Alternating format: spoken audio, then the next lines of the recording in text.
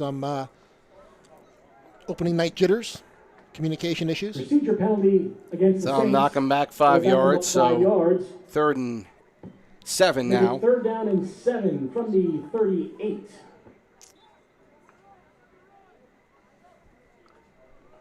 And Berks will now try and come up again. One receiver split wide to the right is DeYoung. Newton in the backfield again. Fake handoff, no, rolling out to the left side. And the pass down the field is caught as it looks like Caccione was wide open there. Nice rollout by Hoffman to his left, and Caccione had a couple of steps on his defender and was able to pull that one in. Gets him all the way down to the 19. Yeah, that's his speed showing off there. Saw him from his more familiar position as a receiver, and showing the wiggle and showing some speed down the field.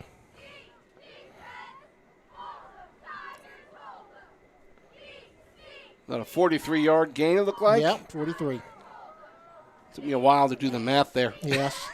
So 1st and 10, as Berks now deep in the Northwestern zone. The handoff up the middle looked to be Newton on that play. And now flag comes out late by the back judge. We'll see what that's about. Yeah, it did come out late. It wasn't where you would normally see holding. Number 11, Reed Condry on the tackle penalty on the play. Yeah, dead ball. Unsportsmanlike on Northwestern. Wow, so it was at the end of the play, so you had to wonder if there was a late hit or something happened very late to cause a flag there. So now Berks will take advantage of this one as they move the ball well, and now penalty gives them more yardage on this one. I'm going to move the sticks as the ball is put all the way down to the 8-yard line. So it'll be 1st and goal for Berks Catholic.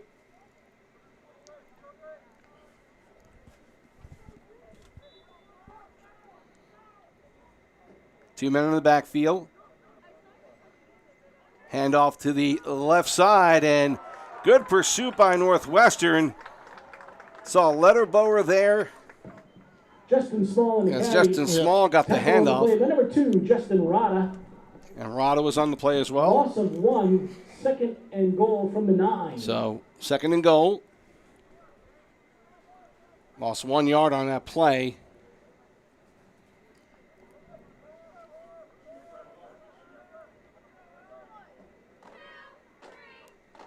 Small again in the backfield. Gets the handoff, goes up the middle, and in for a touchdown. Excuse me, not Small. That's Colby Newton who gets the handoff and gets it in for the touchdown for Berks Catholic. Yeah, attacking the middle of the defense. And an impressive drive set up by the long pass. The only pass thrown on the drive and culminated with the 8-yard run. So Berks Catholic gets out to the early 6-0 lead. Adam Brennan. Number 92, Alexander. Oh, I'm sorry, my fault. Alexander Zavala, the kicker on this one, number 92, on for the extra point. His kick is up and looks to be good, and it is. So Berks Catholic takes the early 7-0 lead. We'll take a break here with 9:23 left to go in the first quarter. You're listening to Northwestern Lehigh football on Penn Sports Radio. Let HTSS help you get the job that'll get you going in the right direction. HTSS at Emmaus is your staffing solution, and right now they're hiring for customer service call center reps, IT, engineers, and data entry, as well as sales and marketing, administrative office staff, accounting, financing, logistics, and distribution. Get started down the path to employment with HTSS. To set up an appointment, call 610-432-4161 or apply online at htss-inc.com. That's htss-inc.com. Tony Sibylla, Marshall Hausfeld back here at Tiger Stadium, where Berks Catholic gets their first drive and scores to take the early 7-0 lead. That 9-yard run by Colby Newton opens the scoring for Berks. Yeah, very impressive drive by Berks Catholic. They did exactly what you think they would do. They were going to run the ball, and then they had a 1 3rd down conversion. They went up top to their top receiver, and when you saw it against the run, Caccione was able to make him pay. And the penalty, of course, didn't help either for Northwestern. It set up the 1st and goal. Zavala getting ready to kick off. Henry, Holmes, and Rada back to receive. Kick now down the middle. Looks like Justin Rada will take it at about the 9-yard line across the 20, 25, up the middle to 30, 35, and finally gets down to about the 40-yard line. Good return by Justin Rada. Yeah, 31 yards on the return. Sets up Northwestern for their first possession in very good field position. So Justin Holmes is, of course, your starting quarterback. Nick Henry in there in the backfield. Send the Tigers 1st and 10. Rada the wideout. 3 split wide to the left, 2 to the right. Henry's in the slot to the left. Split wide left is Caden Christopher. You're going to see him in that formation more often than not. Ryan McDonald is all the way to the right in this formation. Now Rada in motion. Handoff goes to Rada. Around the left side, has a little bit of room. Some good blocking in front of him across the 50, the 40, the 35. He stays on his feet, and he is gone. Justin Rada with a touchdown on the first play in this drive for Northwestern. A 68-yard touchdown run by Justin Rada. And Berks Catholic leads by 1 as Northwestern gets on the scoreboard. Well, that's a very tidy scoring drive right there. One play, 60 yards. And Rada, who didn't do much last week running the football. A little surprise for Berks on film, going around the left side. Terrific job by the offensive line and breaking tackles. Andres Garrido on for the extra point. Kick is up, line drive, and it just gets in on the left side for the extra point. So the game now tied at 7 as Northwestern strikes quickly to get this tie back up again. You're listening to Northwestern Lehigh football on Penn Sports Radio. Let HTSS help you get the job that'll get you going in the right direction. HTSS at Emmaus is your staffing solution, and right now they're hiring for customer service call center reps, IT, engineers, and data entry, as well as sales and marketing, administrative office staff, accounting, financing, logistics, and distribution. Get started down the path to employment with HTSS. To set up an appointment, call 610-432-4161 or apply online at htss-inc.com. That's htss-inc.com. Back at Tiger Stadium, Tony Sabilla, Marshall Hausfeld with you. Glad to have you here on Penn Sports Radio as Northwestern gave up an initial drive, a nice drive by Berks Catholic, then starts out on offense, and Justin Rada, 1 play, 1 run, and it's 7-all. I think you've seen in just this first few minutes of the first quarter exactly what you would see from these teams. Berks Catholic is going to run the ball. They're going to drive the ball, long possessions, and Northwestern showing quick strike capability. Hope the defense doesn't get too tired. Caccione is back deep again on this kickoff, which goes a little shorter and taken by the up man at the 15-yard line across the 20-25 before he is finally knocked down. Looks like Cade Christopher on that tackle. Yeah, Christopher on the tackle as Connor Gunderson, the up man, number 2, got the kickoff. And so Berks will start out at the 28-yard line and have another chance. And let's see what Northwestern can do. They struggled a little bit on a couple of plays in that first drive, and now another opportunity here to try and show some resiliency on defense. Newton in the backfield. He gets the handoff up the middle, and he stopped immediately, but then spins off of it and gets across to the 25, down to the 26-yard line. Good initial contact on that play by Reed Conray, but he spun his way out of it, did Newton, and picked up more yardage. Yeah, Newton, a weight room wonder, and you see how he invites the contact as fullback, and he's able to carry defenders with him. Call him the Hulk, Colby Newton. And there's plenty of video on Twitter to show how much workout he does. So you're absolutely right. He is a bit of a beast out there. So 2nd and 2 after that run by Newton. Now the handoff again and up the middle winds up going Justin Small, number 9. So they're kind of going between Small and Newton right now for the most of the run game, and maybe split out Caccione a bit, try and get him involved in passing. Yeah, they are just going to rotate through these backs. They're gonna keep them fresh is basically what they're going to do, and pummel the middle of Northwestern's defense. So another first down for Berks Catholic as they are at their own 46-yard line. Again, Small and Newton in the backfield. Fake handoff rolling to the right side is Hoffman. Now he looks down the left side of the field, and again he's got Caccione open, and a flag is thrown as Rada had defense on him, but according to the referees, may have hit him a little too early on the play. Yeah, he had 2 receivers open. He actually had number 20 streaking down the right sideline, and he was actually more open than Caccione was, but he opted to go towards Caccione and still got the benefit of the pass interference call. And Trace Brown, number 20, is another one of those receivers who can cause some trouble. Right, I expected Trace Brown to be show his speed on defense, playing safety, and now showing that he can get open too. Hoffman didn't see him. Still, instead of a 45 or 50-yard play, turns into a 15-yard play because of the penalty. So they will get the ball back. Berks Catholic at Northwestern's 39-yard line for that penalty. And it'll be 1st and 10 again now for Berks. And that secondary of Northwestern needs to really keep an eye on Caccione. He's getting behind players now. Well, the run is just setting up this play action very well.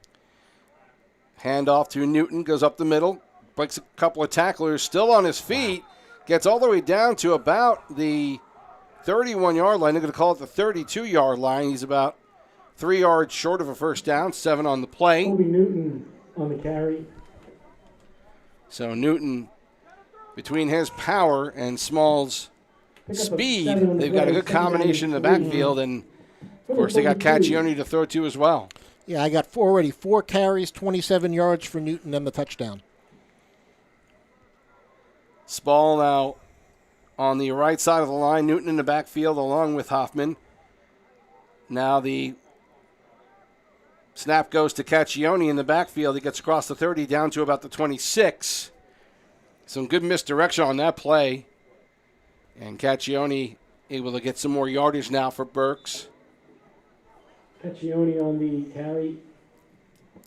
Yeah, basically what this wing T is enabling them to do is keep Northwestern from stacking the line. They have to spread out a little bit, and because they have to take into account that wing player being close enough to the line of scrimmage where he could be a ball carrier or a blocker, and that's allowing some running lanes up the middle.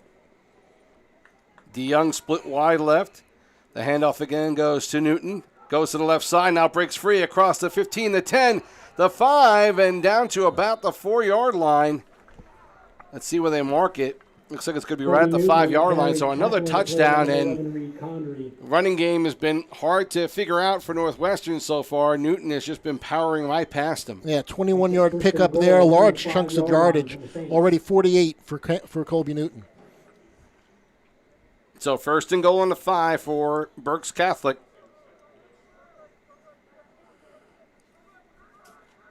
Small in motion. Newton in the backfield. Gets the handoff again up the middle. Still on his feet at about the 3. And gets pushed back finally on the play.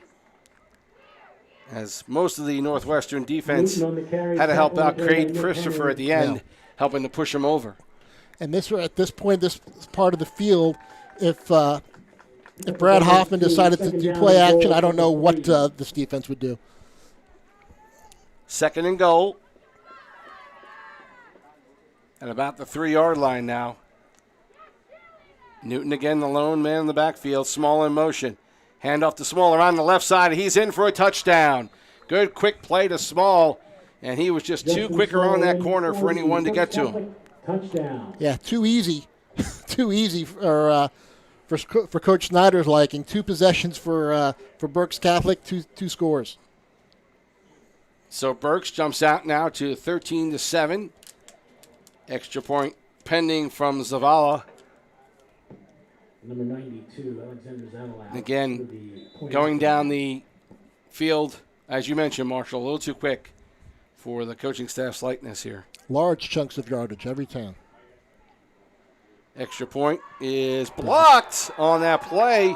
Nice play there for Northwestern by Owen Caulfield, number 58, who got in there quickly and was right in front of the kicker basically before he got it off. He basically took the snap. So, extra point failed. It is 13-7. 5:31 left to go in the first quarter as Berks Catholic retakes the lead. You're listening to Northwestern Lehigh football on Penn Sports Radio. The Northwestern Lehigh Football Booster Club takes pride in its work with the players, parents, and staff that make up this great team. Their mission is to help promote the program through fundraisers, sponsorships, and volunteer support from people like you. From pregame meals and equipment to year-ending banquets, the Booster Club helps to provide a great atmosphere for their student athletes. Their hard work doesn't stop after football is done. It's a year-round commitment to help keep Northwestern football strong. Hi, this is Andy Toth, president of the Booster Club. I wanted to thank all of our volunteers and ask you to help where you can support our efforts. Please go to NWL Tigers Football Booster Club on Facebook to find out how you can help. Tony Sabilla, Marshall Hausfeld back here at Tiger Stadium, where Northwestern now down 13-7 as Berks Catholic came right back and put themselves on the board. 2 drives, 2 scores for them. And we'll see how Northwestern reacts to this. Well, last time they reacted just fine. One play, 60 yards. So I think Berks is playing the long game, and Northwestern doing the quick strike. Zavala now with the kickoff down the middle of the field, and this time looks like Holmes will get it at about the 10. 15, 20, 25, 30. Cuts back to the left side across the 35, down to about the 38-yard line, where Northwestern will take over. And also on that last drive, both of Berks Catholic scoring drives, in addition to being able to run at will, there have been 2 defensive penalties by Northwestern that helped out. In that case, it was a pass interference penalty that set up the scoring drive. So 1st and 10 for Northwestern on their own 38. Rada in motion. Now a flag is thrown. Yeah, they were offsides. Yeah, number 12 looked like he jumped for Berks Catholic. He looked like Will DeYoung looked like he was trying to taunt a little bit. Make it 1st down and 5 from the 40. It might have been Letterbo who was positioned here close to the sideline, split wide left. And so they are a matchup again on this play. Holmes has Henry in the backfield. Rada in the slot. So 1st and 5 now. Fake handoff. Holmes goes up the middle, across midfield, the 45, down to about the 42. A nice run for Northwestern. Tackle play by number 11, Christian Caccione. Yeah, Caccione made a saving tackle there, or Holmes would have still been running. 15-yard gain for Holmes, so 1st down again for Northwestern. Again, they went up the middle and got good yardage. Rada in motion. Handoff given to... He kept it. Oh, actually, he kept it. Yeah, it looked like he gave it to Henry, but then kept it himself. Holmes gets down to about the 36-yard line. Number 54, So to be 2nd and 4 at that position. Pickup of 6 on the play, 2nd down and Defense 4 optional today. from the 36-yard line. Sure looks that way. Not a lot of time to prepare. These are two high-powered offenses. They do it in different ways, but it's a very tough task to ask these defenses to try to devise a game plan to stop each other this quickly. Letterbo and McDonald split wide left. Rada and Christopher to the right. Back to pass. And a short one over the middle to Henry. Gets across the 30, the 25, down to the 20-yard line. More than enough for a 1st down. He gets down to the 19 on that play. Number 4, Nick Henry, run out of bounds. So a 17-yard pass pickup for Henry. 1st down. Yep, just a simple screen play, and had blockers ahead of him, and Henry took it all the way inside the 20. 1st and 10 from the 19-yard line. We know right now in the first quarter, Notre Dame's leading Muhlenberg. Now the play run up the middle, and Northwestern continues to move the ball well as Nick Henry gets down to the 9-yard line. Nick Henry in the carry. Close. once They're going again. to call it a first down. They'll Yep. move the chain. So 1st and goal for Northwestern. Pick up 10 yards. It's 1st and goal from the 9-yard Crazy that there's line. 4 minutes to go in the first quarter, and that's his first carry. The way this is going, Marshall, I hope they have enough digits on the scoreboard. This is going to be a high-scoring game. Holmes now gets a snap, rolls to the left side, gets across the 5-yard line, tiptoes down to the 2 before he's knocked out of bounds by DeYoung, and Caccione going to mark him down at about the 2-yard line, so 2nd and goal. 7, the 2nd down and goal from the 2. Yeah, both offenses pretty much performing at will here. And, Berks has size, so I'm kind of surprised they're getting pushed around here. McDonald wide left. Rottos with Holmes. Now direct snap to Henry. Moves inside and gets across the goal line for a touchdown. Nick Henry with another rushing touchdown. Ties the game at 13 apiece. Yep, some 2nd and 3rd efforts. Ben Dunstan, Dan Festermeyer kind of pushing him aside a little bit, giving him a little shove, and getting in the end zone. And amazingly, Northwestern has a chance with a conversion to take the lead here.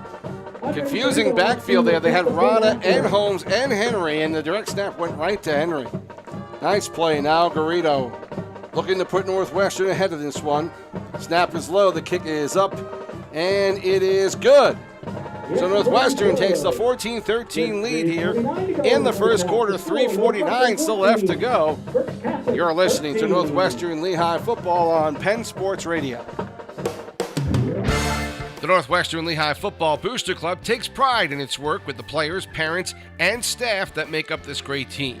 Their mission is to help promote the program through fundraisers, sponsorships, and volunteer support from people like you. From pregame meals and equipment to year-ending banquets, the Booster Club helps to provide a great atmosphere for their student athletes. Their hard work doesn't stop after football is done. It's a year-round commitment to help keep Northwestern football strong.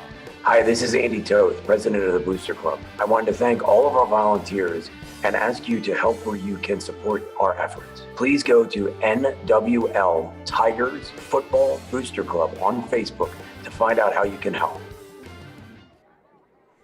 Tony Sabilla, Marshall Hausfeld back here as Northwestern at home leading Berks Catholic. I'm going to say that a few more times. 14-13. Now they get ready to kick off after that nice drive. Caccione again back deep for Berks Catholic. Jordan helping him out. The ball is short. Jordan gets it. It goes out of his hands, but he's able to cover it up at the 29-yard line. Good hustle on that play by Cade Christopher to make it interesting, but he was not able to get it past him. Yeah, I think Josiah Jordan didn't realize at first that this was a live ball. It's like you got to jump on it, and fortunately for them, for Berks, they kept possession. But I could see that Northwestern is looking to kick away from Caccione there. So 1st and 10 for Berks Catholic on their own 29-yard line. Under center, Brad Hoffman. He's got Small in the backfield, in motion. Fake handoff now. A counter play is met beautifully by Northwestern on that play. Ben Dunstan, number 53, was not fooled on it. He made a great play to stop the carry there by Caccione. First negative play for Berks. It was a terrific read. Sometimes when you're facing the wing tee, the guy in front of you isn't necessarily the guy that's going to block you, and you end up out of position, but that time, not the case for Northwestern. So 2nd down. Small again in motion. This time he gets the handoff, rolls to the left side across the 30, the 35, the 40. He's got the first down to the 45 before stepping out of bounds. Nice run that time by Small, very similar to what we saw in the touchdown run. Yep, this time going over to the left side. Enough for a Saints first down. It's that quick, though. With Berks Catholic, they can have one bad play and come right back and get you. Yeah, they're going to stick with it. A 2nd and 10 is still a running down. So 1st down. Their own 45 is Berks Catholic. Now the handoff up the middle again and spinning out of it. And finally being brought down is Newton.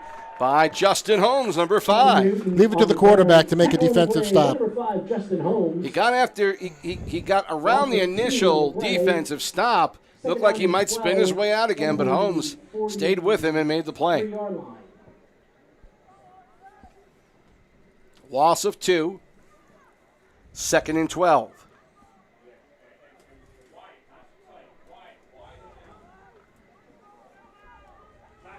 So Caccione and now split to in the slot to the left. Newton and Small in the backfield. Now Small gets the handoff again. Rolls to the left side, gets a few yards back for Berks Catholic before Reed Conray makes the tackle. Pick up a 4 on the play. It'll be 3rd down and 8 from the So 3rd and 8. 47-yard line.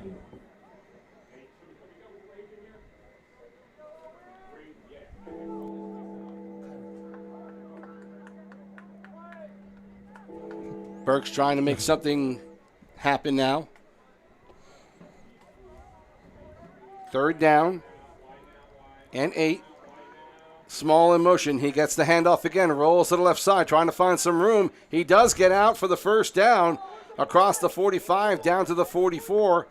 That'll be enough for a Berks Catholic first down. Yeah, continuing to move the chains, this time attacking the left side, the right side of Northwestern's defense. 10 from the 43-yard line. So Small.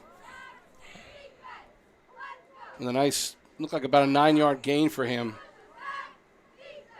And they're still hitting that roll to the left side a few times here in this drive. Stick with what's working.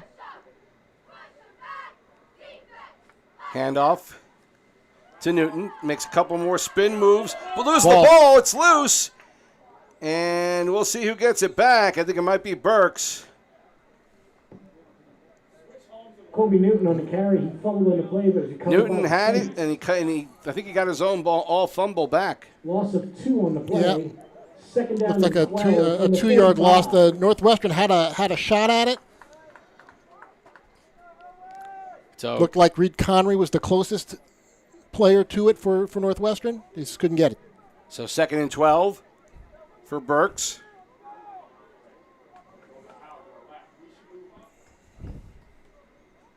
Now the fake handoff and looking down the middle of the field is Hoffman. He's got a receiver open in Caccione, and he makes the catch as Rada was just maybe a step away from him from knocking that one down. Very accurate throw by Brad Hoffman. And we're seeing that when he has the opportunity to go play action one-on-one, they will take advantage of it. And a beautiful play down the middle of the field. And Rada is just a step off. Caccione just has his speed where all of a sudden he's by you, and it's going to be a tall order for Northwestern to stay on top of him. So I got 2 catches for 76 yards. 1st and goal, handoff to Newton, rolls to the left side, he's in for a touchdown. 8-yard run for Colby Newton, and that now puts Berks Catholic back on top. 19-14, 38 seconds left to go in this first quarter. An amazing first quarter, a lot of action. 2nd touchdown of the quarter for Colby Newton. We're at a football game or a track meet right now.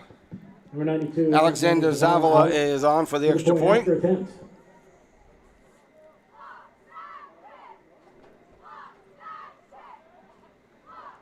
And again, Northwestern gets some good rush on there, but he's able to get it off. It was the same exact play. Looked like Caulfield, yeah. Caulfield came right up to the left side and nearly blocked his 2nd kick of the quarter.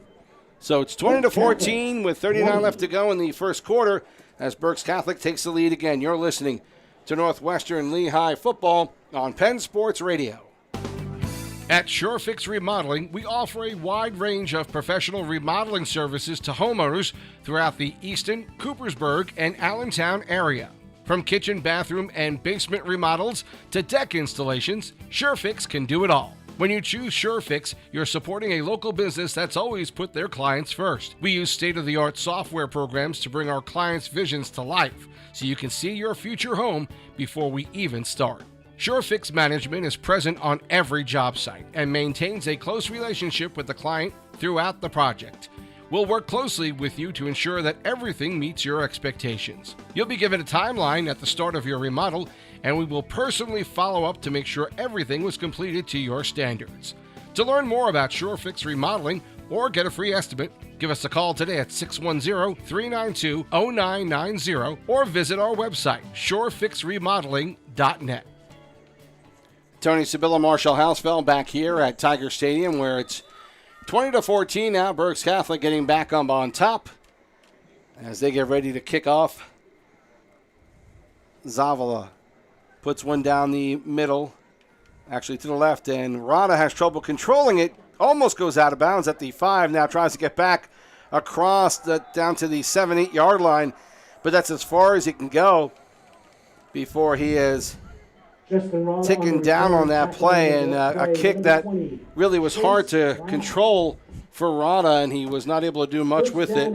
Nice play by Trace Brown to bring him down. And the first time that Northwestern will have a subpar field position to start their drive hasn't affected them thus far offensively. So Holmes again with Henry in the backfield. 2 receivers to the right, 1 to the left.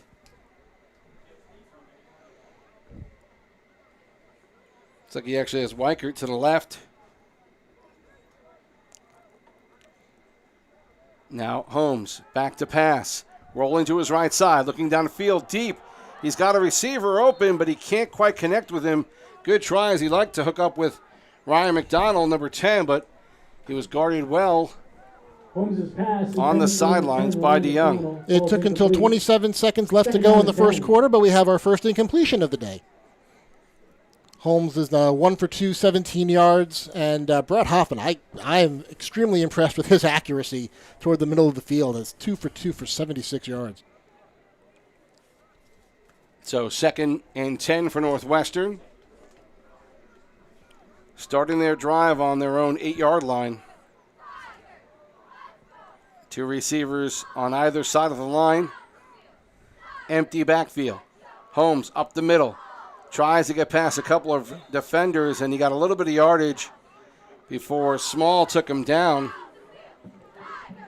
Yeah, showing some strength, carrying defenders with him for a few yards. Setting up third and manageable. Justin Small, the linebacker now on defense, making the tackle and not giving Holmes too much. So 3rd and about 4, but the first quarter has ended, and Northwestern trying to drive now, down 20-17 as we head to the second quarter. You're listening to Northwestern Lehigh football on Penn Sports Radio. Nutropoli Bank is the bank you and your family have come to know and love. That's because Nutropoli Bank treats each and every customer as an individual, encouraging them to dream big and reach for their goals. Since 1910, Nutropoli Bank has ensured the financial well-being of all their customers. When you're ready to take that first step, Nutropoli Bank will be right by your side. Nutropoli Bank has 3 locations in the Lehigh Valley, Nutropoli, Orfield, and Emmaus. As a community bank serving the Lehigh Valley for over 100 years, Nutropoli Bank knows how important it is to offer their customers the convenience of cutting-edge banking technology coupled with a local presence that only a true community bank can provide. That's why Nutropoli Bank's mobile banking app, online banking platform, and website are all designed to meet your modern banking needs. For more information, go to NutropoliBank.net. That's NutropoliBank.net. Back at Tiger Stadium as the second quarter is about to begin. Tony Sibylla, Marshall Hausfeld with Northwestern down 20-14. Couple of the games going on Penn Sports Radio.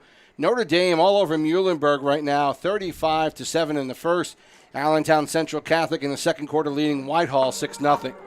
3 possessions for Berks, 3 touchdowns.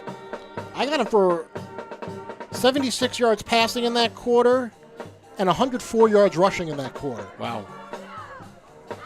So Northwestern starting out the second quarter, back to passes Holmes. He's got Henry at the 20. Down to about the 24, 25, gets across the 25, keeps on going before Caccione was able to pull him down hard enough at the 32-yard line for a Northwestern first down. By number 11, Caccione, but that's enough for a Tiger first down. So Northwestern trying to continue their drive here. 1st and 10 at their own 27-yard line. Henry in the backfield. Handoff to Henry up the middle. Gets met by a couple of defenders right away for Berks Catholic. Number 66, Luke Hughes, the junior defensive end, makes the initial stop. Yeah, 6'2", 225. Junior was part of the rotation that Berks put in. 23 tackles last year. He's been very active so far. So 2nd and 9. Henry, Rada, and Christopher split to the left with Henry in the slot. McDonald is split wide to the right. Holmes back to pass. Gets one off complete at the 30-35 down to about the 39-yard line is number 20, Taylor Reichert. On offense now, setting up as a receiver more often as we see him tonight. First catch on the season for Taylor as an offensive player. He still has more on defense so far. Pickup of 11, that's enough for a Tiger. 11-yard gain on the pass from Holmes to Weichert. That's a first down for Northwestern. They keep moving. Their own 39, empty backfield again. On the 39-yard line. McDonald and Henry to the right. Weichert, Rotter, and Christopher to the left. Holmes calling signals. Now Henry in motion. The handoff is faked. Holmes tries to go up the middle, but four players are there. The ball is loose. As Holmes lost it, but it looks like it was picked up. It popped in the air. I think he popped it right to himself. Now, it looked like it might have been picked up actually by number 59 for Northwestern, Dan Fenstermacher. Holmes on the carry. So, fumbled on the play. A loss on that fumble. Northwestern gets it back. Picked up by number 58, Caulfield. Be second and about 16 now. Loss of 6 on the play. Second down and 16. Yeah, I think they had Caulfield on the recovery. From the 33. Still empty backfield for Holmes. Looking back to pass. Now trying to find some room to the left side. Flag on the play as Holmes gets dragged down and sacked for a big loss. It's probably going to be a hold on Northwestern. Play by number 54. And Jackson nice play there by Jackson Huddleston. Huddleston, number 54, the other defensive end, as Holmes had a certain amount of time but just couldn't find anybody down the field. Could play by the secondary of Berks. And we'll see if they accept this penalty or the loss of the yardage on the sack. They're declining. It is holding a holding call, so not shocked in that situation where it came out. Well, they'll take the loss of down that they get with the sack and make it a 3rd and 16. Or it's longer than 16. They hadn't set the scoreboard up. I'm sorry. It's 3rd and about 31 now. Yeah, it was a loss of 15 on that play. Yeah. So 3rd and 31. First time Northwestern's really struggled on offense in this one. Either team. Holmes with Henry in the backfield. Now looking downfield. Has a couple of receivers, but nobody really open. He was looking deep, trying to get Cade Christopher, but he was nowhere near open as Caccione was playing deep on the play. Yeah, nothing there. I think Rada was the intended receiver. It was overthrown, but a drive that was stalled by the penalty, but the sack would have canceled out the penalty anyway. But we will have our first punt of tonight. So Nick Henry back at his own 5-yard line. And Caccione, as we said, averages 16-yard per punt return, and may be wise to avoid him. Caccione and Jordan looking back for it. The ball will hit the ground, and not a very good punt as it hit about the 39-yard line. And that's what they'll take over. Yeah, only about a 22-yard kick. And it sets the Saints up with terrific field position for their first possession of the second quarter. So a big stop for Berks Catholic.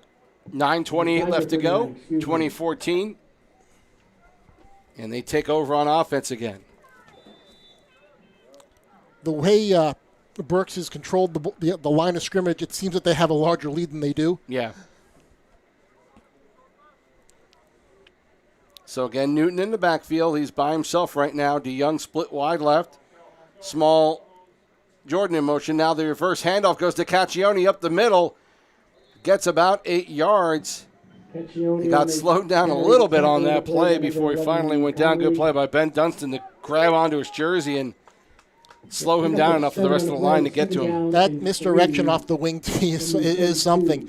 He would have been my third option on who was going to get the ball on that play. An inside handoff coming from the left wing and able to run up the middle for 8 yards. It's a very, we've seen, Marshall and I have seen this offense before a long, long time ago, and it's amazing how well these kids at Berks Catholic are pulling it off. Now a handoff up the middle. Newton, he's across the 25, the 20, the 15, has a couple of defenders to beat, gets down to the 10-yard line before he's finally knocked down. Cade Christopher helped on that one. Tyler Weichert got the initial contact, and Northwestern again having to defend another 1st and goal. You have guards pulling on every play, and basically Northwestern just finds themselves out of position and flat-footed when the running back comes in through the middle because they thought someone else was going to be blocking them. So 1st and goal again for Berks Catholic. 10 seconds on the play clock. Newton and Jordan in the backfield. Now Jordan gets the handoff, gets up the middle. Holmes grabs onto him, drags him down to about the 6. J.J. Jordan on the carry. So 2nd and goal again now. Holmes. And this running backfield, Marshall, is very quick and very powerful. Yeah, and they said they can just keep coming at you with different backs. Caccione, Small, Newton, Jordan. They can wear down a defense. That's what they end up doing. They just finally wear you down with numbers. Last year they had a main back. They don't have that this year. It doesn't affect the system. 2nd and goal. Caccione in motion. He gets the handoff around the right side. Gets across the 5 down to the 1-yard line. Looks like he's just shy of the touchdown. They're going to mark him at the 1. So 3rd and goal. They're going to quickly huddle up. Now trying to get across the middle, and looks like he is in for the touchdown is Brad Hoffman, the quarterback. Yeah, they quickly moved up to the line to prevent Northwestern from substituting. His first carry of the season for Brad Hoffman. He didn't have a touchdown running the football last year. He has one now. So Berks Catholic now pushes their lead out to 26-14, pending extra point. Zavala getting set. The snap. The placement in that one is blocked as he could not get any height on it, so another missed extra point. And the scoring remains 26-14 with 7:18 left to go in the 2nd quarter. Berks Catholic out in front right now. You're listening to Northwestern Lehigh football on Penn Sports Radio. Nutropoli Bank is the bank you and your family have come to know and love. That's because Nutropoli Bank treats each and every customer as an individual, encouraging them to dream big and reach for their goals. Since 1910, Nutropoli Bank has ensured the financial well-being of all their customers. When you're ready to take that first step, Nutropoli Bank will be right by your side. Nutropoli Bank has 3 locations in the Lehigh Valley: Nutropoli, Orfield, and Emmaus.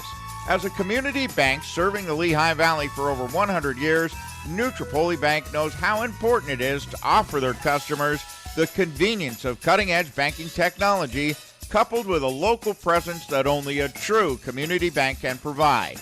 That's why Nutropoli Bank's mobile banking app, online banking platform, and website are all designed to meet your modern banking needs. For more information, go to NutropoliBank.net. That's NutropoliBank.net. Out for the kickoff. So Berks Catholic now up 26-14 as Northwestern gets ready to receive the kickoff here in the 2nd quarter. Zavala kicks it off down the middle. Looks like Holmes will get it at about the goal line. He stepped into the end zone, and they're going to call it a touchback because he was off his feet when he caught the ball, and one of his feet landed in the end zone, so he gets to take it out to the 20. I have so far for Berks running 23 plays. 21 of them have been running plays. The two pass plays were both complete for 76 yards, but they are just dominating this game on the ground. And 23 plays, 4 of them touchdowns. Northwestern now looking to try and get something going here. Referees are calling a timeout here. Officials timeout. They're tired.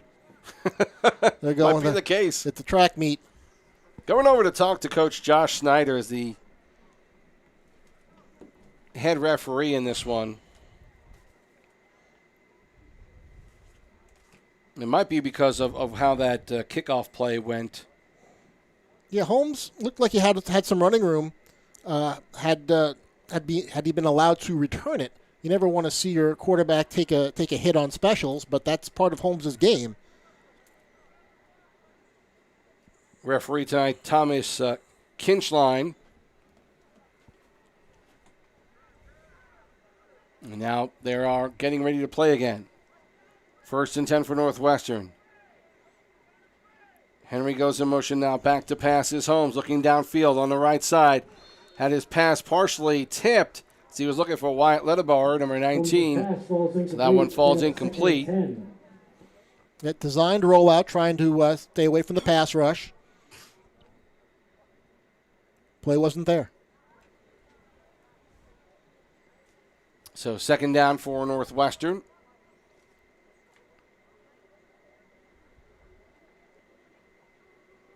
You almost want to see them run the ball more just to keep their defense off the field. Yeah. That's kind of what I was thinking, too. I think we talked about that a little bit in the break. Holmes, empty backfield. Henry in motion. Goes past Holmes. Now Holmes looking downfield. Jailbreak. Tries to go to Rada, and his pass is so quick, it's incomplete. In front of Rada, multiple players on that one. Just charging by Berks Catholic and really putting Holmes in jeopardy right away. It was a jailbreak up the middle and almost a repeat of what happened last week with Palisades when Justin Holmes would get the pressure coming from up the middle. He would throw it up for grabs, and that's the one place you cannot do that. Luke Hughes and Victor Vieira for Berks leading that charge of multiple players. So 3rd down and 10 now for Northwestern. Again, empty backfield. Rada in the slot to the right. McConnell and Holmes and Henry all the way to the right. Now pass on the left side is up for Christopher and incomplete. Good play there to break it up by number 31, Josiah Jordan. Yeah, that time Holmes did have time to throw, had a receiver, but wasn't accurate, didn't set his feet, and resulted in their first 3 and out. Now Berks is going to get the ball back, and looks like they'll get pretty good field position as this drive stalled 3 and out from their own 20. Back deep for the So Henry back to punt. Jordan and Caccione again back to receive the punt. Nice kick by Henry. Down to about the 50. It looked like it might have touched a Berks player, and they're going to call it down at about the 39-yard line. And it'll be put down by Northwestern. Thought it might have actually hit Caccione, but they said he didn't touch it. Nope, goes down with the roll of 41-yard punt and no return. And unfortunately, it didn't touch a Berks player. But now Berks' offense comes on the field. We were saying, let Northwestern run the ball, keep their offense off the field, give their defense a rest. But they play both ways, so the defense really isn't getting a rest. They're on the field anyway. So now Berks will start the offense again with Newton in the backfield. Now Jordan in motion. The handoff is to Newton up the middle. He gets stopped, met by multiple players for Northwestern there. Nice play initially by Reed Conray on that one. Caulfield was on that as well. 1-yard gain for Berks, 2nd and 9 now. Newton unofficially, I got him for 11 carries, 76 yards, and the 2 touchdowns. This was after a 200-yard effort by Palisades last week. 2nd and 9. Fake handoff, now rolling right side is Hoffman, looking down the field on the right side. He's got a receiver open and could not hit DeYoung. He was too long for him on that one. Will DeYoung, the senior receiver, had multiple steps on that play, but the pass by Hoffman just a little too far. Yeah, his first inaccurate pass of the game. DeYoung Missed much of the season last year with a leg injury. He seems to have the speed because he had a few steps on the Northwestern defense. So now 3rd and 9.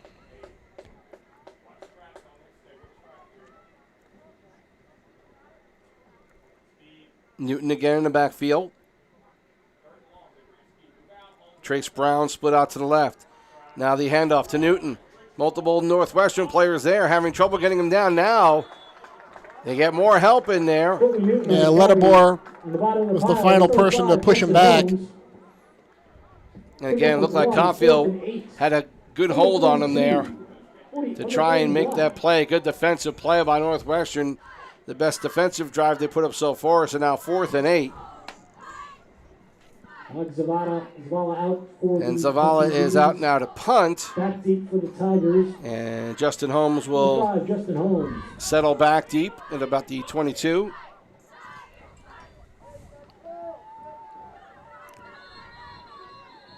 Now whistle being blown.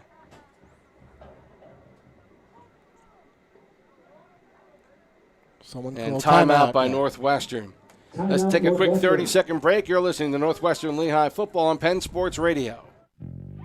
Whatever stage of life and career you find yourself in, Valor Wealth Management can help you make choices to benefit your tomorrow. Located in downtown Easton, Pennsylvania, Valor Wealth Management consists of a team of advisors with experience in a variety of tools necessary for their clients' success. President Michael McGuire has over 20 years of experience working with clients in the Lehigh Valley. Check out their website, valoradvisor.com, and for further information, call 610-295-5593. Tony Sabilla, Marshall Hausfeld with you. Glad to have you here on Penn Sports Radio. A couple of other games going on. We've got Notre Dame beating Muhlenberg, still 35-7. Last score we got. Our guys out there, Noah Sparandio and Andrew Trumbore, calling that one. Central Catholic and Whitehall. Kevin Mahalik and Scott Johnson out there on the call as Central Catholic leads 13-7 last score we have. So now once again we'll try maybe a punt by Berks. Zavala back deep. Gets it and almost gets it blocked. Nice try there. And now the ball bounces about the 31 to the 25. And Jordan willing it or trying to will it down further, but it is finally down at about the 28-yard line. J.J. Jordan on the 30. The only thing that Berks is having issues with is blocking on special teams. They've already had one extra point block. They almost had that punt block there. Rada came in. Was one of the players they had. There was a second player. I didn't see who the second player was that put pressure on the punter.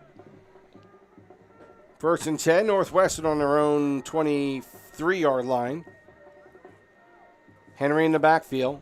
Gets the handoff, goes up the middle, 25, has to jump over one of his players, gets around to the 30, down to about the 33 before he's driven out of bounds by DeYoung. Tackle on the play by number 12. Looked like he had to jump over Cameron Shields to get to that play.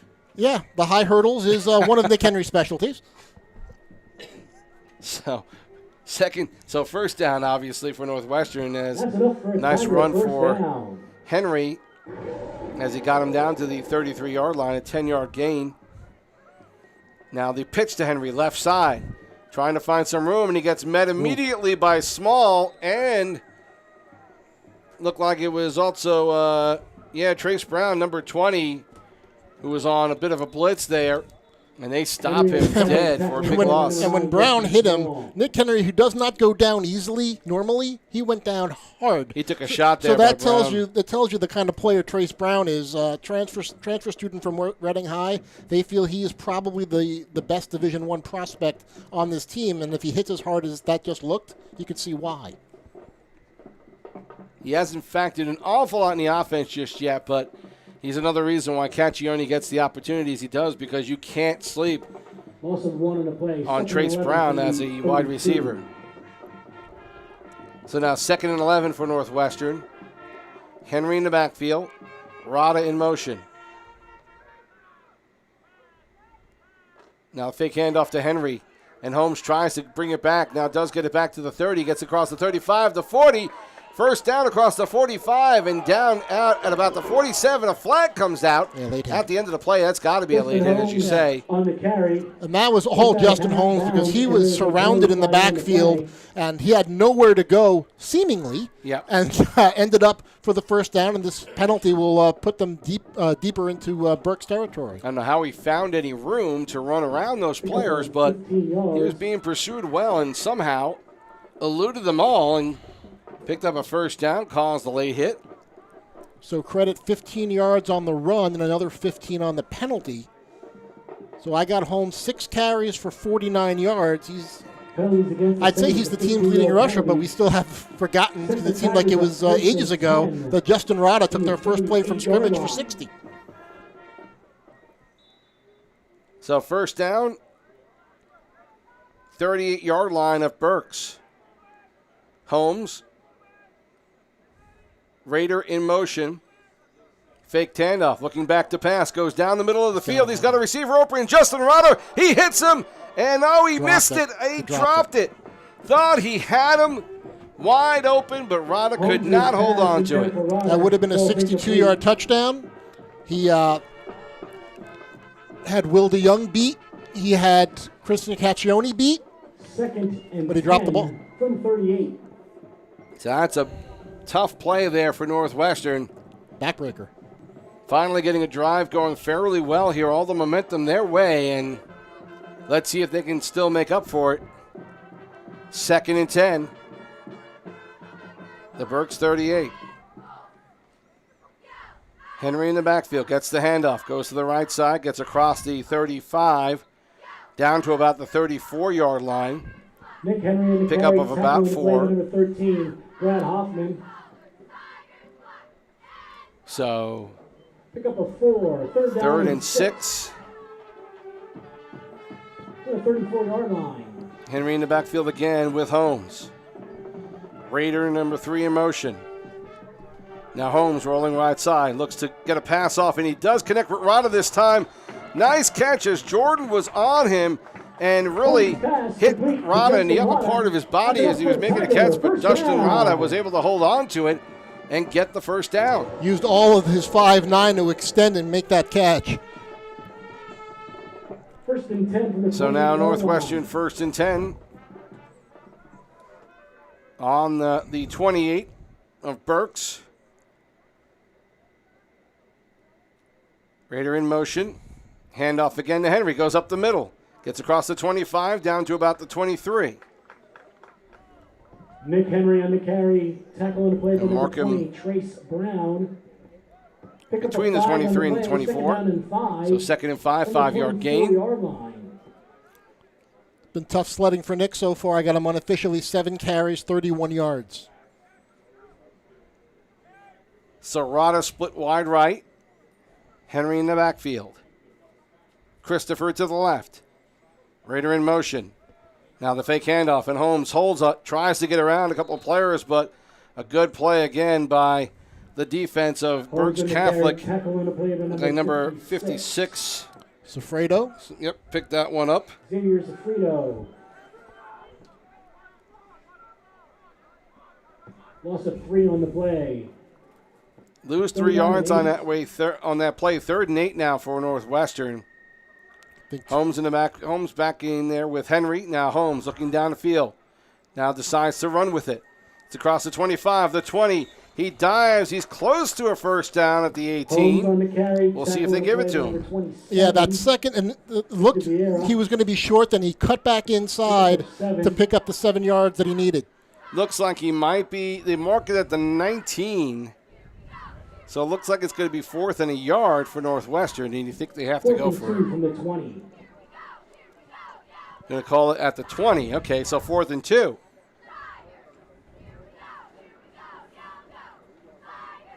Got a bad spot. I had him for more than that. Now, timeout is going to be called. And I guess it's going to be for Northwestern, really not sure. Well, they're going to call a timeout for Berks Catholic, sorry. They want to talk over their defense. Timeout, Berks Catholic. Let's take a quick break. Come right back. You're listening to Northwestern Lehigh football on Penn Sports Radio. The Northwestern Lehigh Educational Foundation is a nonprofit organization that supports the educational goals of the Northwestern Lehigh schools.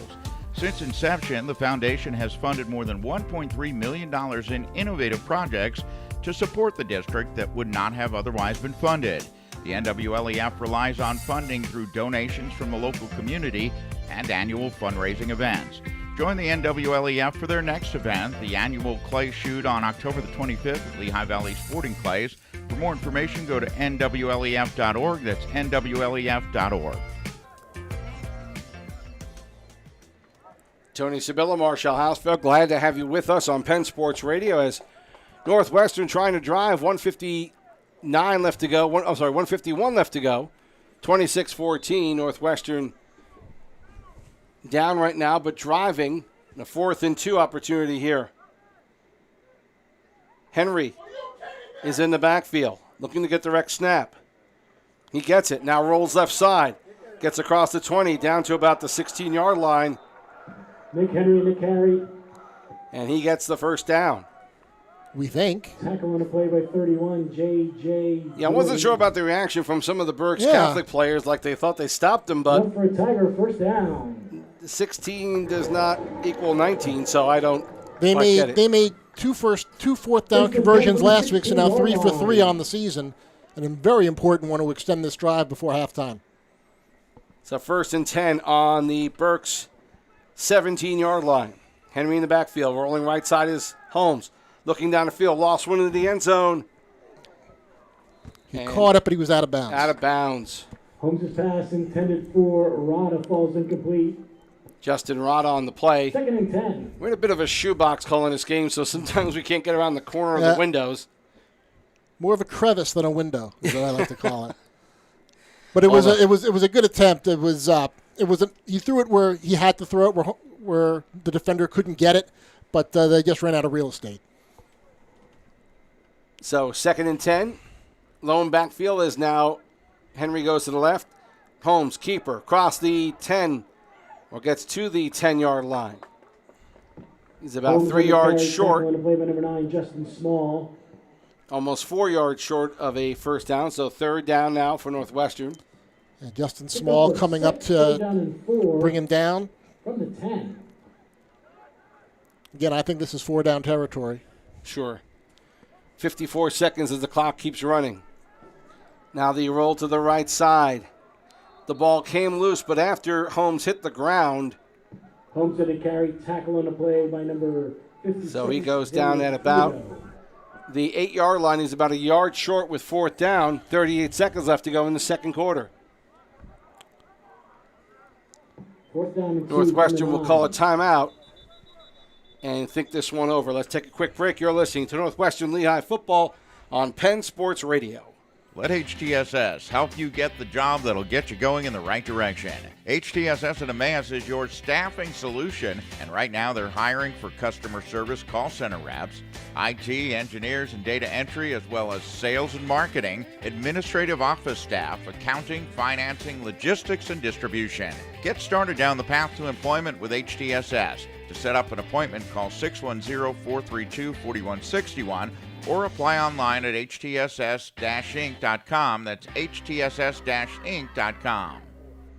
Back at Tiger Stadium, Tony Sabilla, Marshall Hausfeld. Northwestern could really use a score here, Marshall, and get themselves back into it a little bit. They're not far out of it, but... Right. It seems that they're behind more than they are because of how well Berks Catholic has moved the ball every time they've had it. But a touchdown here makes it a one-possession game, and they get the ball to start the second half. So this is a monumental play. Northwestern has 1 timeout left. Berks has 2. So 4th and 2. Holmes. Henry in the backfield. Raider in motion. Now the fake handoff. Holmes looking left side. He's got Rada getting open in the end zone for a touchdown. Justin Rada. What a gutsy call. Gutsy call going to a pass there. With this coaching staff, nothing surprises me, and he found Rada. Everybody was lined up to the right, including Rada.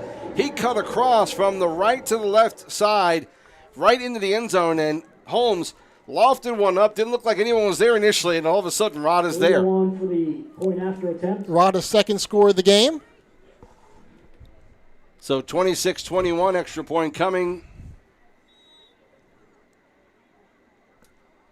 from Garrido. His kick is up and good. He's been pretty solid this year. Extra point is good. With So 29 seconds to go in the first half, the 26-21. score. Northwestern now down by 5. Another Berks quick break. Catholic You're listening 26. to Northwestern Lehigh football on Penn Sports Radio. With the best materials and professional standards, Edge One Property Services of New Tripoli is your home for commercial and industrial residential services. This includes cleaning solutions, painting, pavement solutions, snow, ice management, and landscape.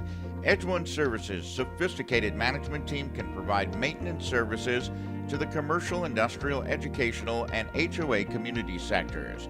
Give your property the Edge One effect. For more information, call 484-247-4240 or go to edgeoneservices.com.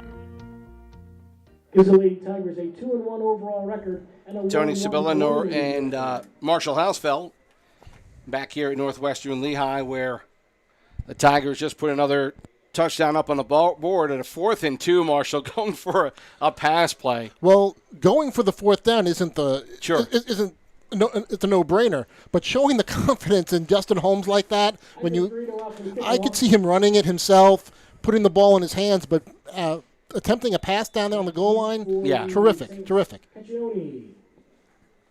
Because it worked. The kick, a little bit of a squib, taken at about the 33-yard line. And now down, Trace Brown had it. Nowhere really to go with it. Gets it down to about the 40, Trace Brown in return. down to, about the 38, 39-yard line. So that's where Berks will take over. I could see not wanting to kick it deep to Caccione, but Brown is not who you wanted to have No. handling the ball there. And Berks with a chance. 23 seconds left to go in this second quarter. Not so much for a field goal. I wouldn't trust Zavala to kick a field goal, but pretty much anywhere that Berks has had the ball on the field is considered scoring position. How about we put two guys on Caccione? I would think is what Josh Snyder would be saying. But they could run it. They could run it and gain chunks as well. And they do run it up the middle, and the handoff to And gain chunks as well. Nice run there by Colby Newton. You know, I tell you what, Hoffman is so good at making that handoff and just look like he's going one way. The misdirection of this wing T has just been played phenomenally by Berks Catholic. And we heard about this in the pregame show, that when you don't see this kind of offense, it's extremely hard to prepare for. It's hard to prepare for it when you had a week. You had 2 days. Sure. And as I said, they can bring a number of different backs, and it's a lot of motion, a lot of movement. Guards are pulling, tackles are pulling. You think your responsibility is in front of you, and all of a sudden you're out of position. You have to respect the passing attack, so the wing that's close to the line of scrimmage becomes more of a detriment and a decoy. And it's a system that Berks has run quite effectively, and now they're in Northwestern territory. They have 18 seconds. They can. They have a timeout left, so they could call another running play and get even closer, and then throw for the end zone. So first and 10 on the 48. Now a pass on the right side is complete down to about the Northwestern 38-yard line, as it was taken by Trace Brown. Nice tackle on the play there for Northwestern by Andrew Sabo.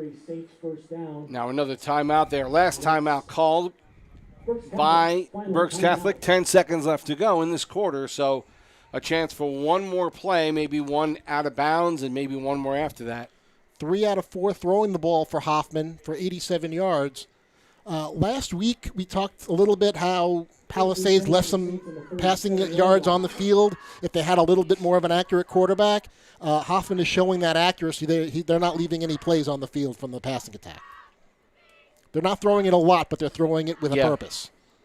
Coming up at halftime, we're hoping to get a chance to talk to Josh Falk, who is a reporter that you see a lot of on Lehigh Valley Live. He is all over the Lehigh Valley covering high school sports here, does a great job, and we're hoping to talk to him at halftime. So stay tuned for that.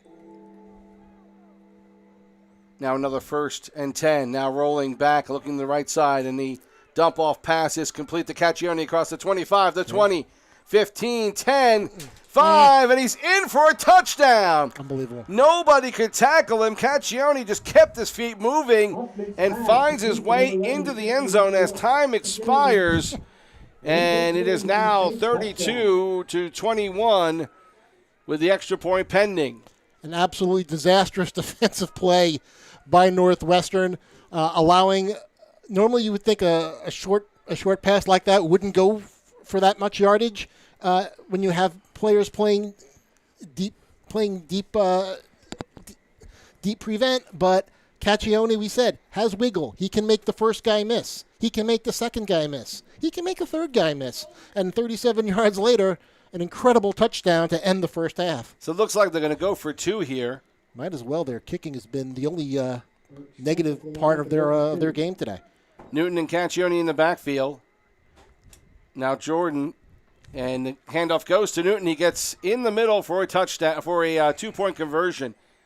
So multiple players back there. They had Jordan, Caccione, Newton moving around. And the handoff quickly to Newton for the 2-point conversion. It is 34-21 here now at the half, as Northwestern's going to look to try and work on some plays defensively and what they're going to have to do to figure out how to stop Berks Catholic, Marshall. It has been incredibly tough for them to figure anything out right now. Yeah, again, the accuracy of Brad Hoffman throwing the ball, the athleticism of Christian Caccione catching the ball and then running with it after the catch, and the power running up the middle by Colby Newton and Justin Small has been too much for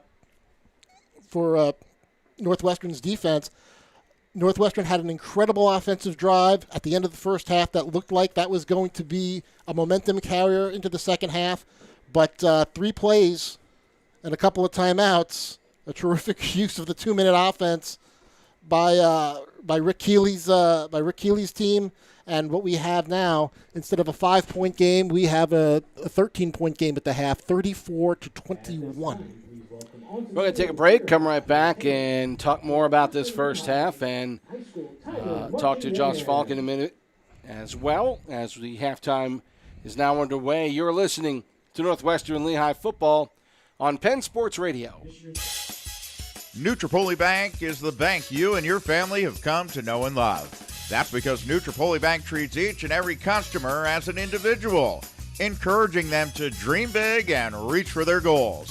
Since 1910, Nutropoli Bank has ensured the financial well-being of all their customers. When you're ready to take that first step, Nutropoli Bank will be right by your side. Nutropoli Bank has 3 locations in the Lehigh Valley, Nutropoli, Orfield, and Emmaus. As a community bank serving the Lehigh Valley for over 100 years, Nutropoli Bank knows how important it is to offer their customers the convenience of cutting-edge banking technology coupled with a local presence that only a true community bank can provide. That's why Nutropoli Bank's mobile banking app, online banking platform, and website are all designed to meet your modern banking needs. For more information, go to NutropoliBank.net. That's NutropoliBank.net.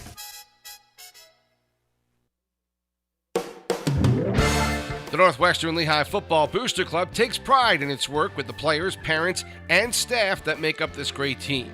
Their mission is to help promote the program through fundraisers, sponsorships, and volunteer support from people like you. From pregame meals and equipment to year-ending banquets, the Booster Club helps to provide a great atmosphere for their student athletes. Their hard work doesn't stop after football is done.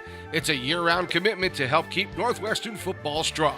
Hi, this is Andy Toth, president of the Booster Club. I wanted to thank all of our volunteers and ask you to help where you can support our efforts. Please go to NWL Tigers Football Booster Club on Facebook to find out how you can help. With the best materials and professional standards, Edge One Property Services of Nutropoli is your home for commercial and industrial residential services.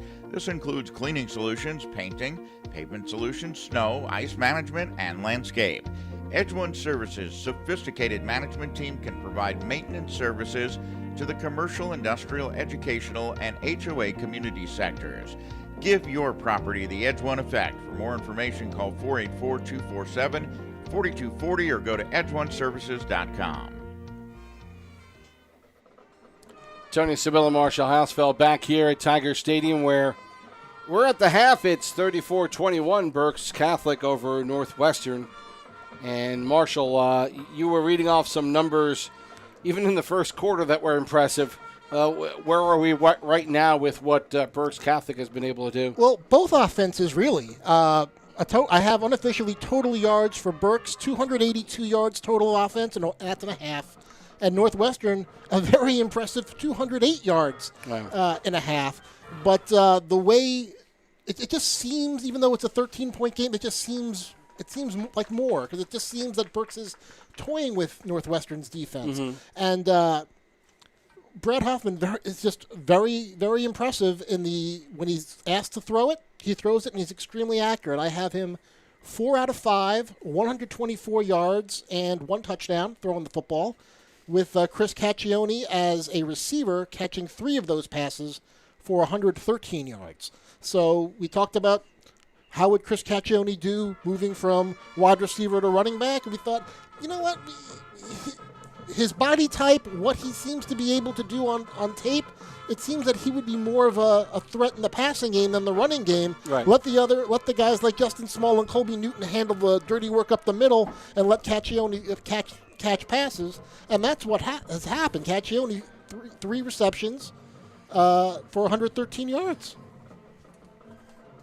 So both teams have just been actually kind of tremendous offensively, and it's this is kind of what we were afraid of a little bit with all the graduations that Northwestern had to deal with on both sides of the ball, and a lot of good defensive players who they lost to graduation as well.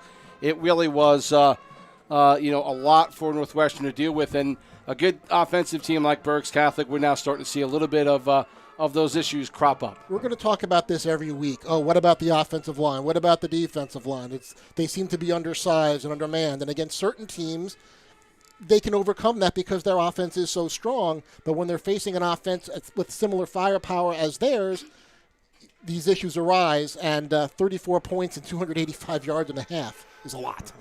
Joining us now is Josh Falk, who is with the Lehigh Valley Live as a reporter, and I know you work for a few other organizations as well. Glad to have you on tonight.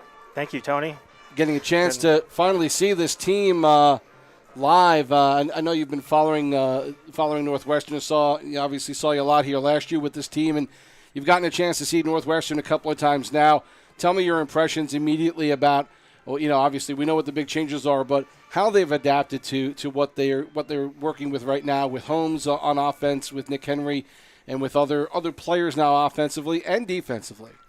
Well, I mean, the first week was definitely a positive. I mean, come away with a win against Palisades. I know it wasn't as clean as he would hope with a lot of turnovers, but I mean, tonight, it's a tough Berks Catholic team, and they're hanging in there. I mean, they had that nice drive, 14-play drive, I think, to get right back in the game.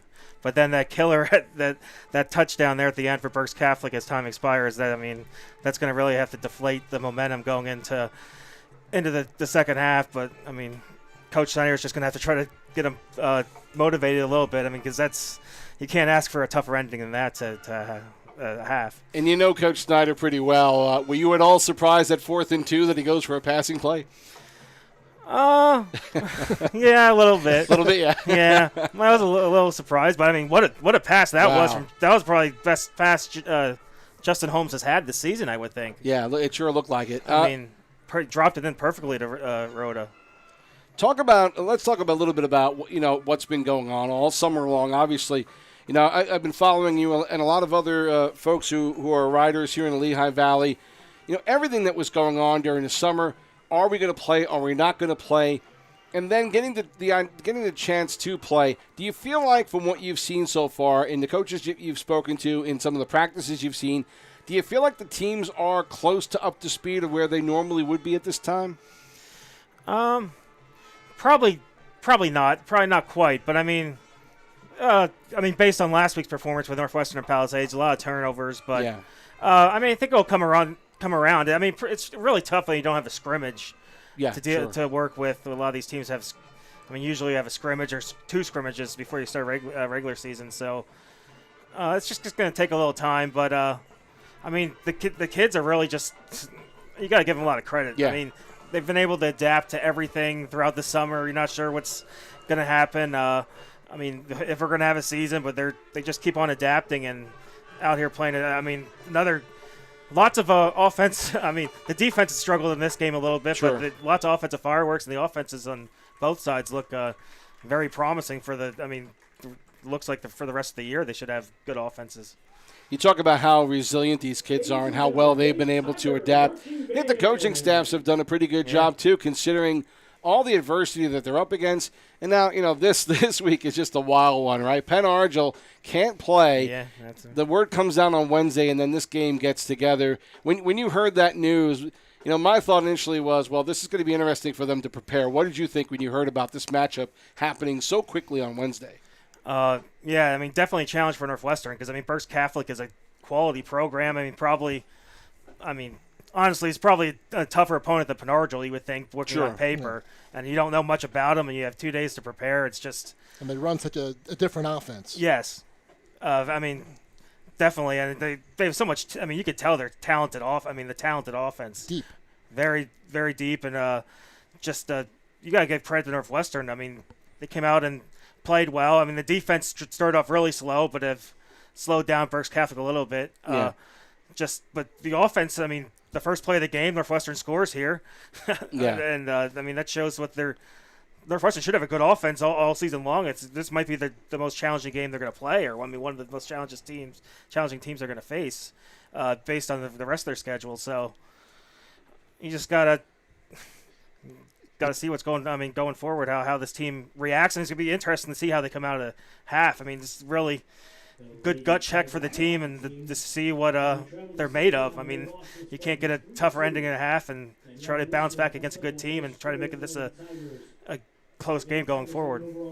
Let me just ask you a little bit about the Colonial League. Obviously, you've really been, you've been doing a lot of profiles on the teams, on the players, on how this looks. With everything that's been going on and the different matchups, it's kind of hard to tell what to expect from these teams. But I want to ask you more about the general, competition within the Colonial League. Does it look, as good as it's always been, or do you see some disparities between levels of teams? Is there a top echelon and maybe a lower? How do you see the 2020 season? It looks like based on the score tonight, and I mean Notre Dame looks like a strong team, but I guess. I mean, they're playing Muhlenberg team that went 0-10 last year, Sure. so there's a lot different competition. You see Notre Dame against Berks Catholic would be a lot different result. I mean, that would be a close game, you'd think. But I mean, Notre Dame looks like one of the top. Definitely looks like a top team. I mean, you always think Southern Lehigh is, but they're in a tough situation. They're not going to play next week, and who knows when they're going to start. Or I mean, the rest of the teams are. I mean, Saucon Valley's always strong. They have a Mahaffey back at quarterback, right. and they have some good weapons. They're always a strong program. Always Northwestern, Saucon Valley, Southern Lehigh. You can always count quality teams out of there. I mean, Northwestern plays Bangor next week. We'll see what Bangor brings to the program. I mean, right. brings back this season because they struggled last year. But I mean, Coach Verduzzi's has been around a long time, Right. so it should be an interesting matchup. And I mean, it's just such a crazy season for everybody. You don't really know how anyone's going to react because no one's ever seen it before. Yeah, I was going to unprecedented situation. I was going to ask you the final question. What's it been like to be back? I know Marshall and I have talked about it on the air. It's great to be here. We're happy for the kids. It does seem a little odd. What's your take on this season? How does it feel to you?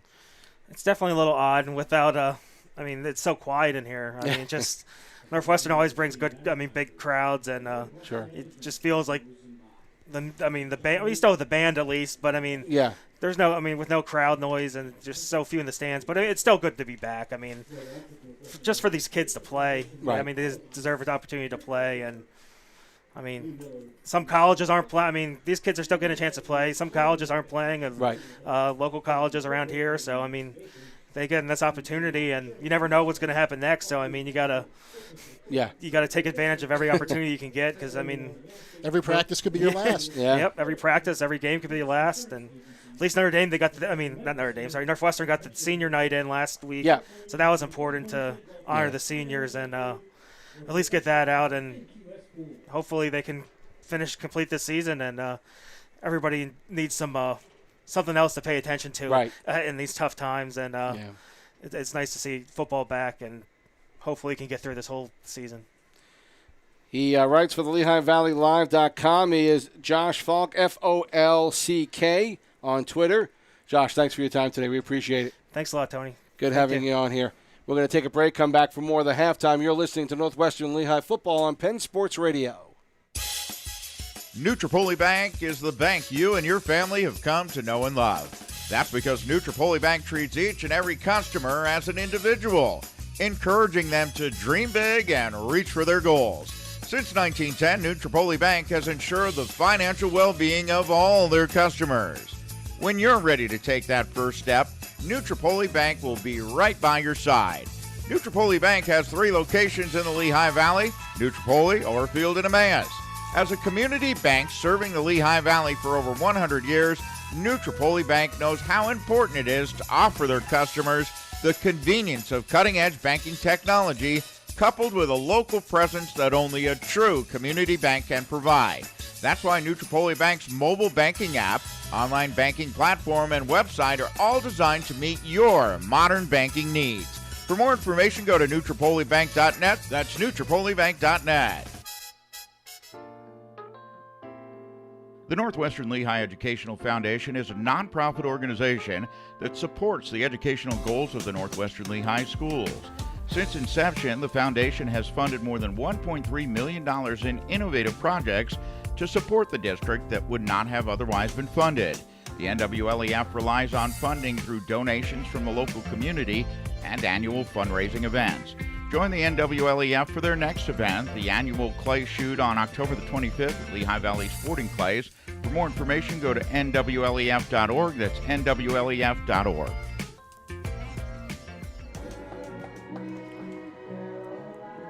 Back at Tiger Stadium in Nutropoli, Pennsylvania. Tony Sabilla, Marshall Hausfeld. We thank Josh Falk for coming on tonight. A great rider. Check him out again. JoshFolck. Josh Falk at Josh Falk on Twitter. A lot of other great riders on there. Keith Groller, Kyle Craig. I know I'm missing a bunch of guys, but there are so many great riders here in the Lehigh Valley covering these teams. You get a lot of great information out of them, and we're going to have more of these guys on the air to talk about your favorite teams here, including the Northwestern Wildcats, who right now, Northwestern Tigers.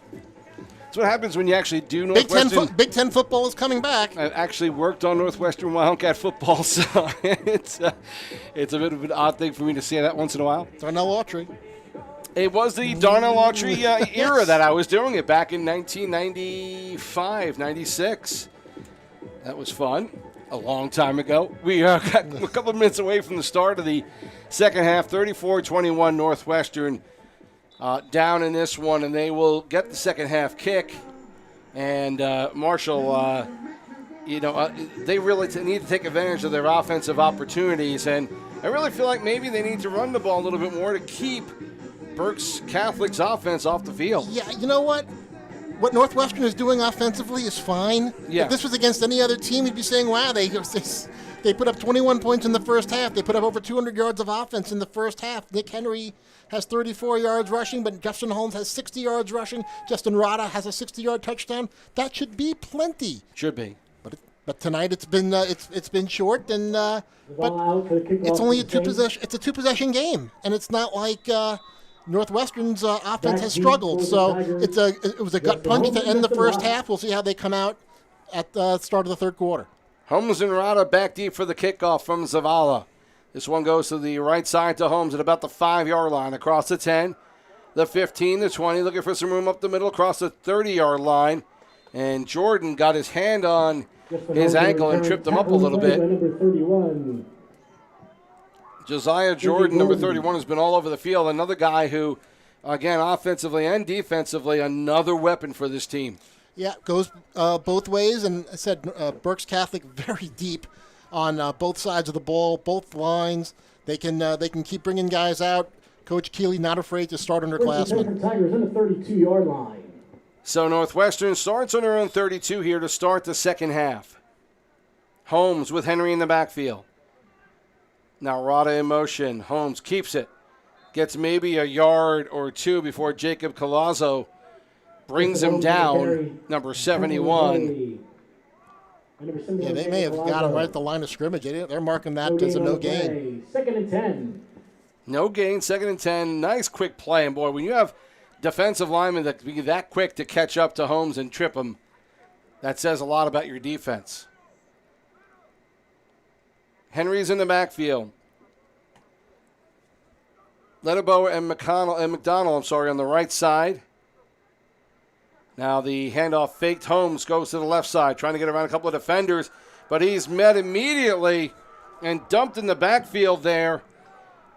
Justin Holmes in the carry. Strong pursuit by the right side of Berks' line. Yeah, Hoffman got to him first, number 13, the other quarterback. So nice loss on a play there. Good defensive play, loss of 3. So 3rd and 13 for Northwestern as they start this drive a little slow. 3 receivers split wide right. McDonald, Letterbow, and Henry. Rada and Christopher to the left, empty backfield. Rada goes in motion in front of Holmes. Now Holmes back to pass, looking right side. Pursued, now gets one down the field. He's got a receiver partially open. It's Henry, but he's held on that play. The pass was out of bounds, but he was defended well on that play. Yeah, Caccione had the coverage. Trace Brown, number 20, was there. Yeah, it was, and again, he was flushed out of the pocket, Holmes was, and a tough 3 and out to start the second half. Not what you wanted to see. So Berks will now wait for a punt from Nick Henry. Josiah Brown and Caccione, as you mentioned. Christian Caccione, the 6-foot junior. Number 11, Caccione, and number... And hopefully we'll have a full season next year. Now Henry gets a punt off, gets a bit of a liner on this one, and Caccione takes it about the 32, gets it across the 40, down to about the 44-yard line before he's met up by a couple of Northwestern defenders. Owen Caulfield with the first contact and tackle. Could have used that kind of tackling about 25 minutes ago. That was nice return by Caccione, and Berks will take over here. Yeah, he's a special talent. He has that ability to make people miss and avoid hard contact. Yeah, absolutely. So Berks back on offense, 1st and 10 on their own 44. In motion, Caccione. He gets the handoff now. Flag comes out immediately. They stopped the play. This looking against Berks. Yeah, pre-snap penalty. We had thought that with this being Berks' first game, they might have some issues with penalties, and that I think is only their second pre-snap penalty. So this will march him back 5 yards. From the 39-yard line.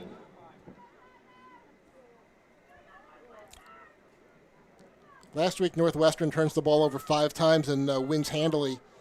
Today, they haven't turned the ball over. They're down 2 scores. So 1st and 15 now, back on their own 39. Fake handoff now. Caccione on the right side gets it. Across the 40. Down to about the 42-yard line. Gain of about 3. On the carry. Tackle on the play by number 4, Nick Henry. Nick Henry gets credit for the tackle. Pick up of 3. So 2nd and 12 now for Berks Catholic. Just underway 3rd quarter. Northwestern had 1 drive. They were not able to do anything with it. Now Berks trying to do something on their end. 2nd and 12. Glad to have you with us on Penn Sports Radio and YouTube. If you're watching over there, hope you're enjoying this one. Now the handoff on the left side goes small and gets past Caulfield, across the 45 to about the 48. Now a flag finally comes out. It looked like he might have face masked Caulfield when he was trying to get around him. We'll see if they actually call this or not. Justin Small on the carry. Small with the carry, nice play, but there is a penalty flag on the play. See what they call, if they're going to call it on Northwestern.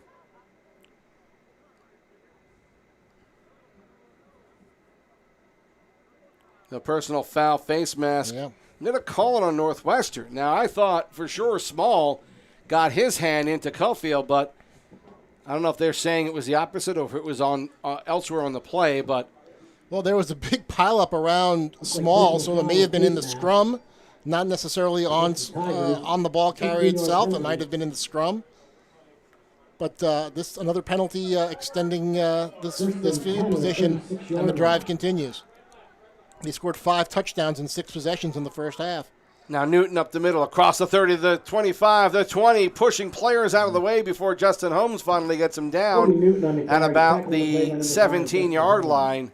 And Newton is just a huge bowling ball rolling down the middle right now, knocking over everything. And that will put him over 100 yards for the game, 14 carries, 109. The offensive numbers for Berks are going to be off the charts when this thing is over, unless Northwestern can make some adjustments. But hard to do that. Hard to do that on such short notice to make adjustments to a game plan that was rushed. Small and Newton in the backfield again. Now Jordan in motion from left to right. The handoff goes to Newton up the middle. He is taken down after a gain of about 3. Looked like few Northwestern players, Andrew Sabo and Justin Holmes, initially got contact. Sabo, one of the players Pickup of 2. filling in the slack for Devin Toth. 16-yard line. Sabo has done everything he's been asked over the last couple of years, and again, he is just playing a bigger role, and he's taking it on pretty well for Northwestern. So now 2nd and about 8. The handoff around the left side to Small. Gets past a couple of tacklers, gets down to about the 11-yard line. Justin Small in a carry, tackling the play by 1 Andrew Sabo and 4 Nick Sabo Henry. again on that play. Yeah, Small able to come around. He's lined up on that wing. You don't know whether he's going to be a lead blocker from that position or a receiver from that position. In this case, a ball carrier. 3rd and about 3 right now for Berks. Again, 2 players in the backfield now. Rolling right side is Hoffman looking down the field. He gets one into the end zone, and that one overthrown for Jordan. A couple of players look like Rada and Weichert were there to help defend, along with Justin Holmes. Yeah, Caccione was back there. He was waving his hands. He thought he was open. He was pretty well covered. It's the best coverage that Northwestern's had all night. Yeah, Holmes looked like he was right there with him until the ball was thrown. Then Holmes shifted over to try and make a defensive play. So this is 4th and 3 now. Yeah, Zavala was 0 for 4 on field goals last year. He's already missed a couple of extra points tonight. The way Berks is moving the ball, why wouldn't you go for it on 4th and manageable? So Small and Newton in the backfield again. Fake handoff again, rolling out right side. Hoffman looking downfield, trying to get across, and the 10, the 5, and he gets the first down before he steps out of bounds at about the 3-yard line. Hoffman not known for his speed. He got the angle on Holmes. Holmes was the only player in the area to be able to be in any kind of position to make the tackle, but just too much geometry. And really, with all those weapons, it's awfully hard to go after Hoffman, knowing that somebody might wind up being open immediately. Right. I know they have the play action working well, so he was able to get the corner. 2 carries for Hoffman. The first one was a quarterback sneak for a touchdown. This one puts him in a position for another one. Now the handoff to Jordan goes around the right side. He's in for a touchdown. Number 31, Josiah Jordan. J.J. Jordan in for the Saints touchdown. Gets the touchdown, a 3-yard run, and the Saints now extend their lead a little bit further. It is 40-21 with 7:30 left to go in the 3rd quarter. 7 possessions, 6 touchdowns. They're going to go, it looks like, for another 2-point conversion to get them to 42. And this Berks Catholic team, first time I've seen them, and they're certainly very impressive, Marshall. Yeah. When you consider they hadn't scrimmaged and they hadn't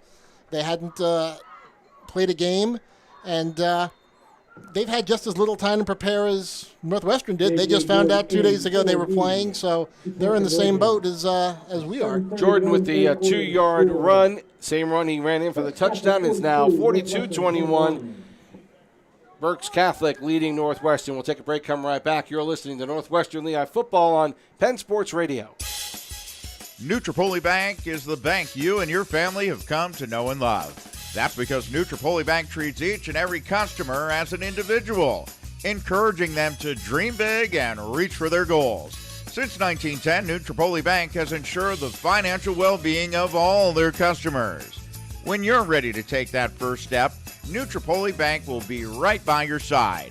Nutropoli Bank has 3 locations in the Lehigh Valley: Nutropoli, Orfield, and Emmaus. As a community bank serving the Lehigh Valley for over 100 years, Nutropoli Bank knows how important it is to offer their customers the convenience of cutting-edge banking technology, coupled with a local presence that only a true community bank can provide. That's why Nutropoli Bank's mobile banking app, online banking platform, and website are all designed to meet your modern banking needs. For more information, go to NutropoliBank.net. That's NutropoliBank.net. Saints. Tony Sibylla, Marshall Hausfeld back here at Tiger Stadium, where Berks Catholic has just taken a 42-21 lead. Now the kickoff. The line driver taken at the 5-yard line there. And out to about the 27-yard line is Justin Rada. So Northwestern will take over there, try and get something offensively going here. Just very impressive what Berks has done in the second half. With the drive to end the first half and the touchdown, getting the 3 and out on defense, and then just doing what they do offensively, continuing to run the football, and another Northwestern penalty set them up with good field position. So 1st and 10 for Northwestern.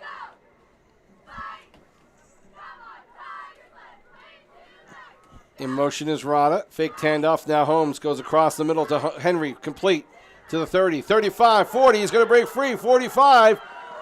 Down across midfield, down to the 40, down to the 38, where he has knocked out of bounds there by Small. He was being chased by Caccione, and he couldn't quite get past him. Tried to maybe stop and get around him, but nice play by Small to come out of there and help knock him down. Yeah, 35-yard game. You got to sometimes use these screen plays to break up the pass rush, to slow those linebackers down. It's the second time that Henry's caught a screen pass, his 3rd of the game.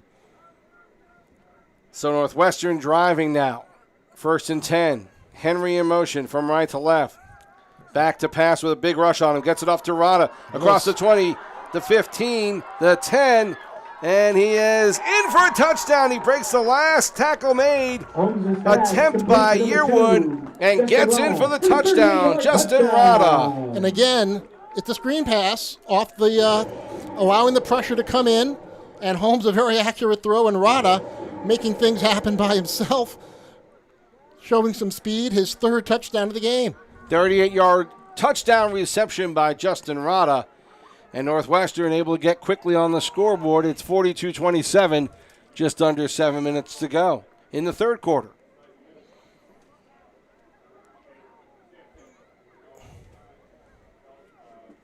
And Northwestern now lining up for the extra point. Andres Garrido with Henry to hold.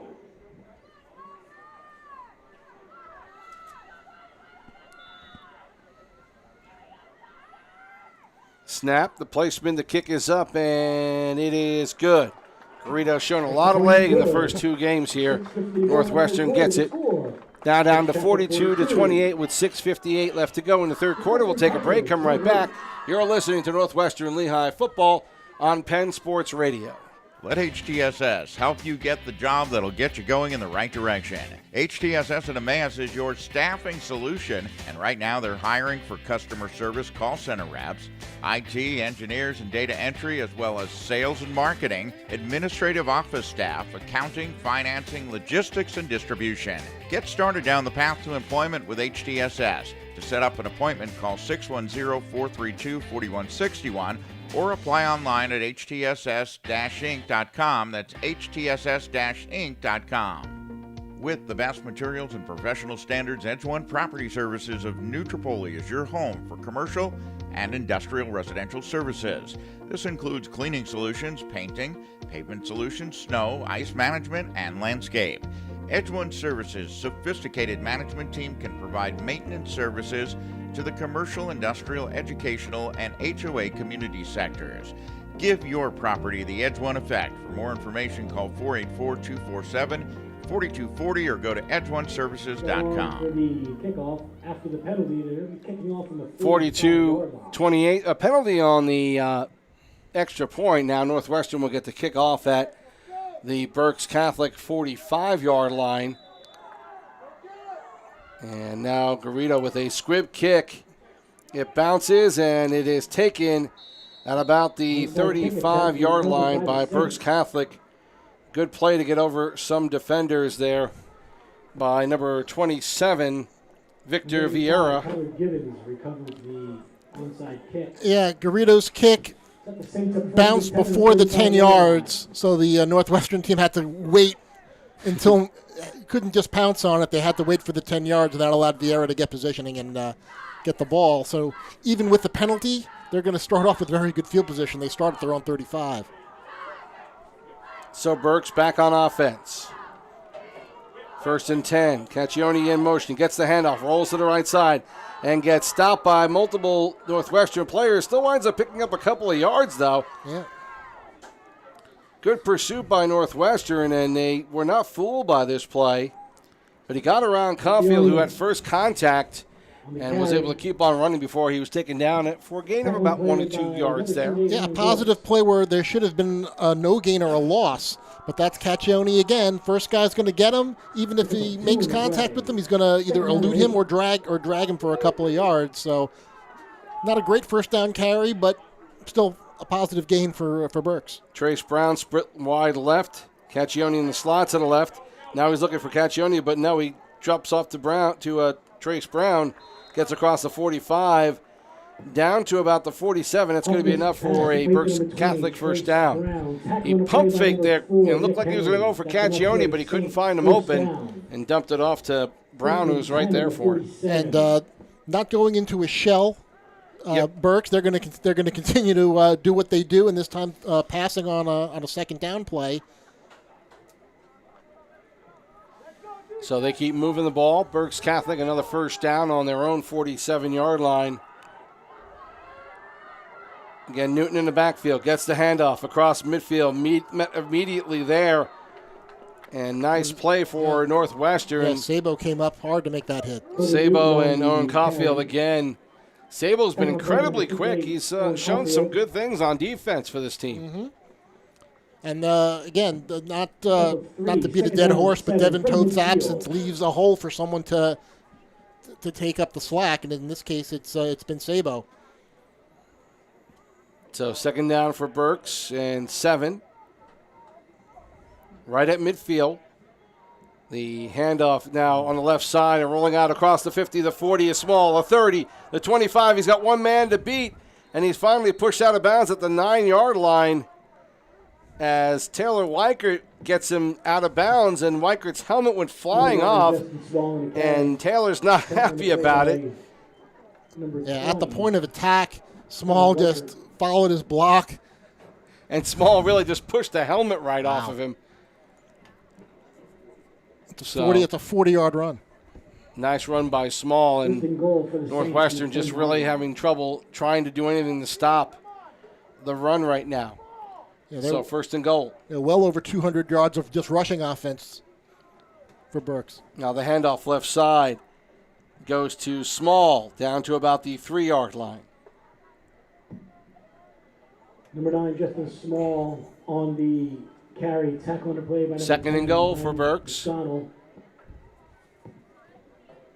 Pickup of 6, 2nd and goal from the 4. At the 4-yard line now, Berks again knocking on the door for another offensive score. Caccione in the backfield, gets the handoff, rolls right side, and he gets pushed down at about the 1-yard line. Yeah, close. Nice play by Justin Holmes to bring him down. And it looks like Newton is down. He gets up, but he's limping a little bit, but he's trying to walk it off. Hulk smash? He's not an incredibly tall player, but he is such a physical being out there. He has to come off as the official called timeout for him. He'll come off the field. 3rd and goal from the 1. So 3rd and goal now from the 1 yard line for Berks. And we'll talk a little bit in a minute about Berks Catholic and a player who's on their roster who will not play this year, and we'll get to that in a minute.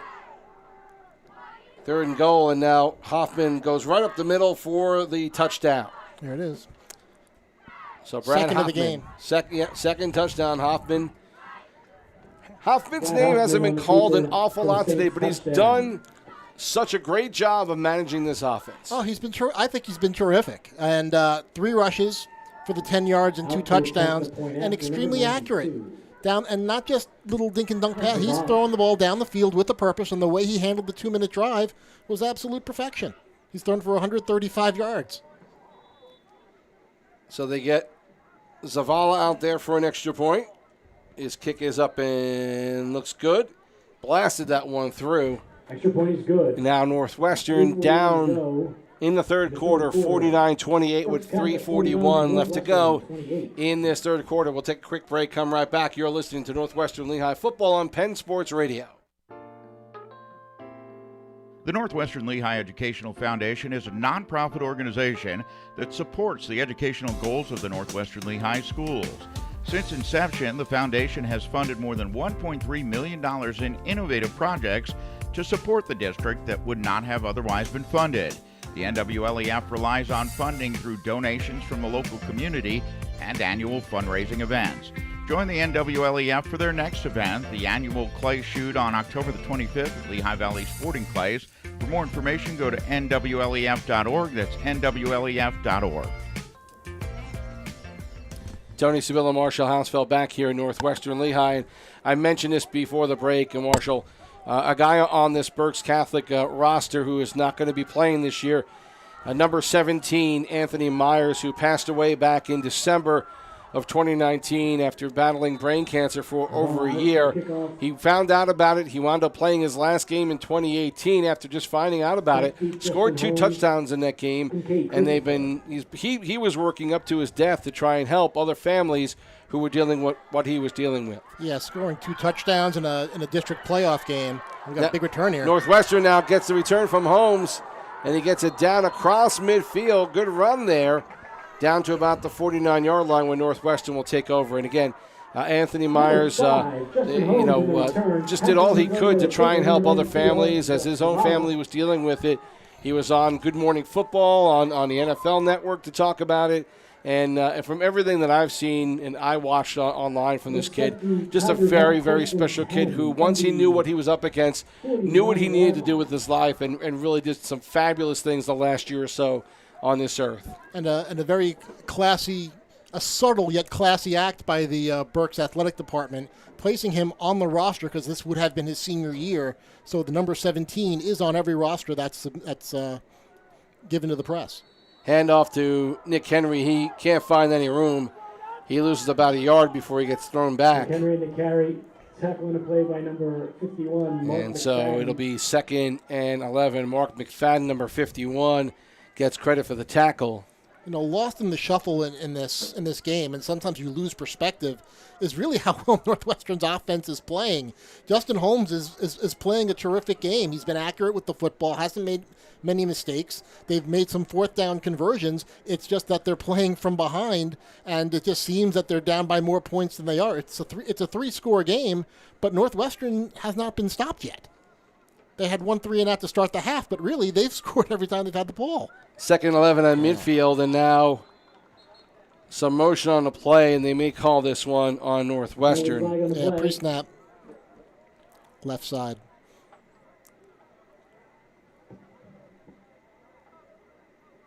Yeah, it looked like the end for Northwestern there on the left end. Yeah, I think it was Zach. That Zach Fry may have jumped.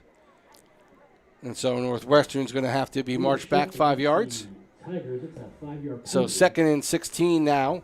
Second down and 15. This drive was set up a 51-yard kick return, so the field position was very good to start this drive. Holmes, Henry in the backfield. Christopher wide right. Now Holmes looking the right side for Christopher. He jumps ball and gets it across the 15, the 10, and he's going to be in for a touchdown. Great play by Christopher. 2 men were on him, and he was able to jump up past them and get that ball. What a great play by Christopher. The ball was slightly underthrown, but a terrific adjustment in midair by Christopher. He out-jumped number 13. Yeah, Hoffman, the quarterback. Yeah, okay. I thought, is that the quarterback making that play? Yeah. So, Cade Christopher has caught his 3rd pass of the season and his 3rd touchdown of the season. So, tremendous play by Cade Christopher on a tough ball to try and jump and make, but he wound up making it. Extra point is good. And the extra point by Garrido is good. Northwestern gets one back. 2:12 left to go, 3rd quarter. 49-35. Berks Catholic in front. You're listening to Northwestern Lehigh football on Penn Sports Radio. The Northwestern Lehigh Football Booster Club takes pride in its work with the players, parents, and staff that make up this great team. Their mission is to help promote the program through fundraisers, sponsorships, and volunteer support from people like you. From pregame meals and equipment to year-ending banquets, the Booster Club helps to provide a great atmosphere for their student athletes. Their hard work doesn't stop after football is done. It's a year-round commitment to help keep Northwestern football strong. Hi, this is Andy Toth, president of the Booster Club. I wanted to thank all of our volunteers and ask you to help where you can support our efforts. Please go to NWL Tigers Football Booster Club on Facebook to find out how you can help. Out for the kickoff. Tony Sabilla, Marshall Hausfeld back here at Tiger Stadium, where Northwestern gets a quick strike back, 49-35, 2:12 left to go in the 3rd quarter. A lot of football left to go. I have unofficially Justin Holmes throwing 8 of 15, 182 passing yards, 3 touchdowns. Garrido to kick off. Pops one up at about the 17-yard line, taken by Yearwood. Across the 25, 30, down to the 35-yard line. And that's where Berks Catholic will start out. He was taken down there by Reed Conray, number 11. The return. Tackle on the play by number This is 2, where having that Wow. quick strike offense is just what the doctor ordered. Berks will do these 7, 8, 9, 10 play drives, and you think that, okay, that's the one that's going to knock Northwestern out. Doop, doop, boop, down the field, 3 plays, and they're right back in it. It's a 2-score game. It seems like It is. You're right. It seems like they're down 50 points. I know. It's a 2-score game. The problem is we haven't seen Berks really falter, and that's the big issue. And they don't turn the ball over. That's the thing. You're normally looking for the defense to force a turnover.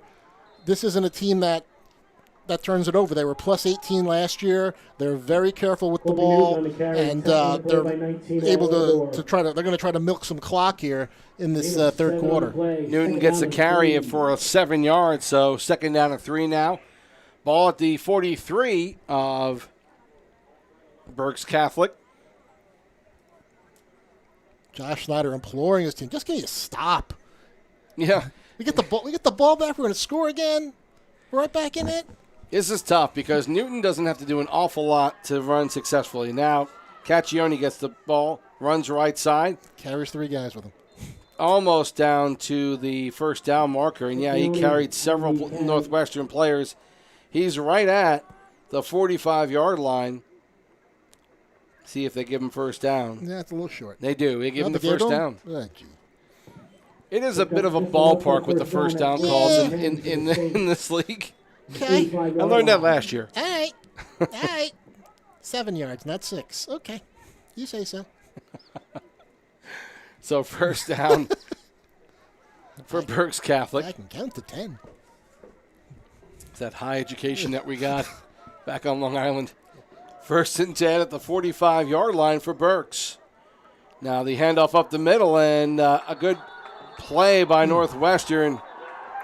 Has Caulfield slung Newton down to the ground. They tried to do, again, that bit of a misdirection play where he gets the immediate handoff, but, man, Caulfield was right there. He was having none of it.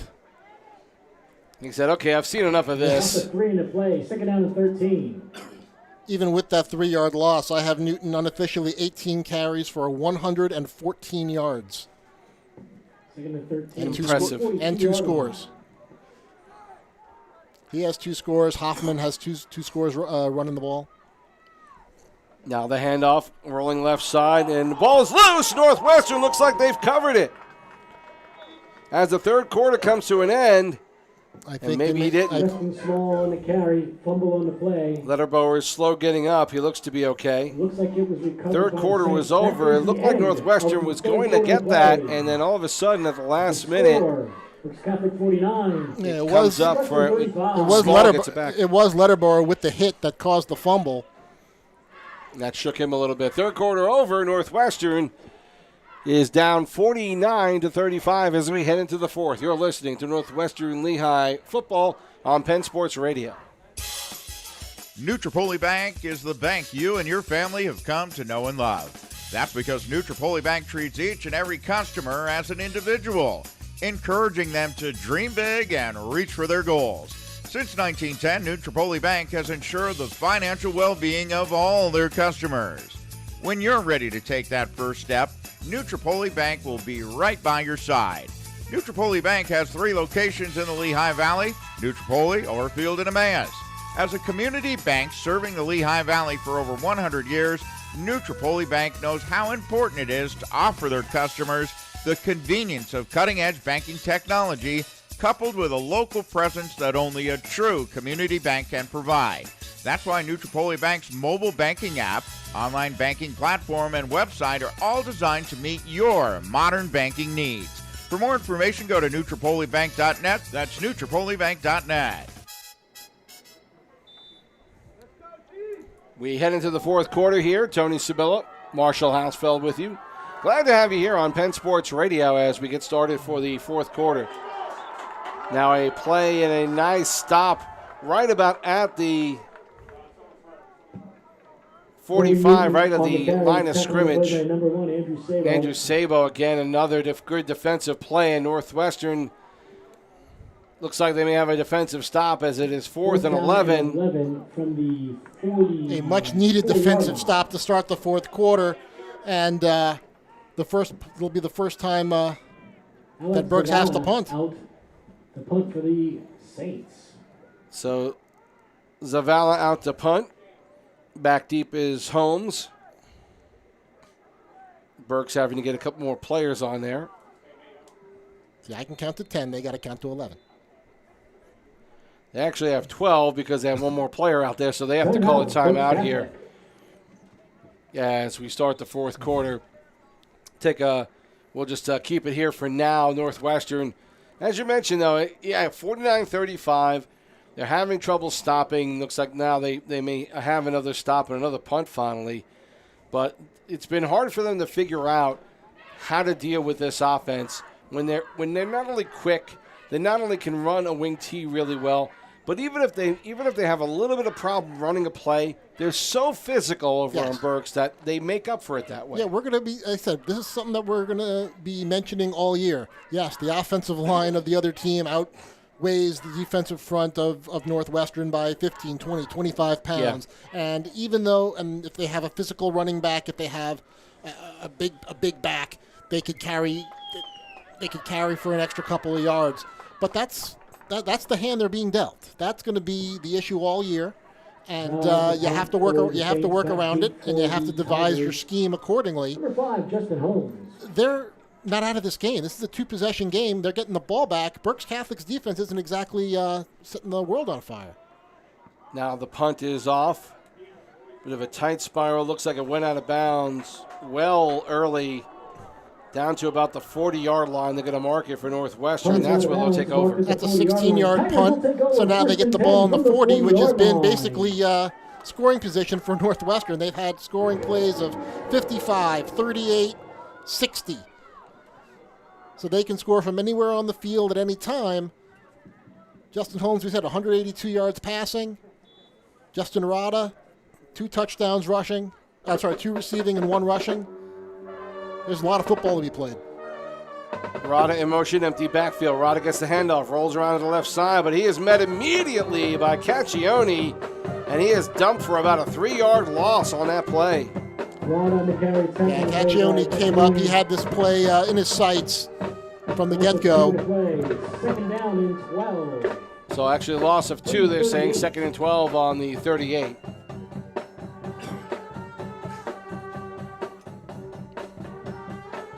Glad to have you with us here on Penn Sports Radio. 4th quarter, Northwestern down by 14. Now back to passes Holmes, looking right side. He's got a receiver open and led Rada a little too much. Rada couldn't hold on to it as he dove for it. Yeah, he was under some pressure. Had to get rid of the ball a little early. Rada coming out of the backfield there had some room to maneuver if the ball was thrown more accurately, but it was the pressure that caused that incompletion. 3rd and 12 for Northwestern on their own 38. I hate to waste the good field position they got after the bad punt. 2 receivers to the right. Now back to pass Holmes, looking over the middle. He gets it complete to Henry across the 40. And he can't get any further than that as he's met by multiple players on that play for Berks Catholic. And making the initial stop was the quarterback, Brad Hoffman. Even with forward progress, they put him out to the 42, 44-yard line. From the 44-yard line. So Northwestern not doing too much on this drive, and good defense by Berks Catholic has made it happen. Northwestern will go for it, though, looks like. Yeah, you could say, oh, punt it, let's pin him deep, but the way your defense is playing, I think you got a better chance of getting 6 yards. Northwestern taking a timeout, so will we. You're listening to Northwestern Lehigh football on Penn Sports Radio. Feel like a team tomorrow. At SureFix Remodeling, we offer a wide range of professional remodeling services to homeowners throughout the Easton, Coopersburg, and Allentown area.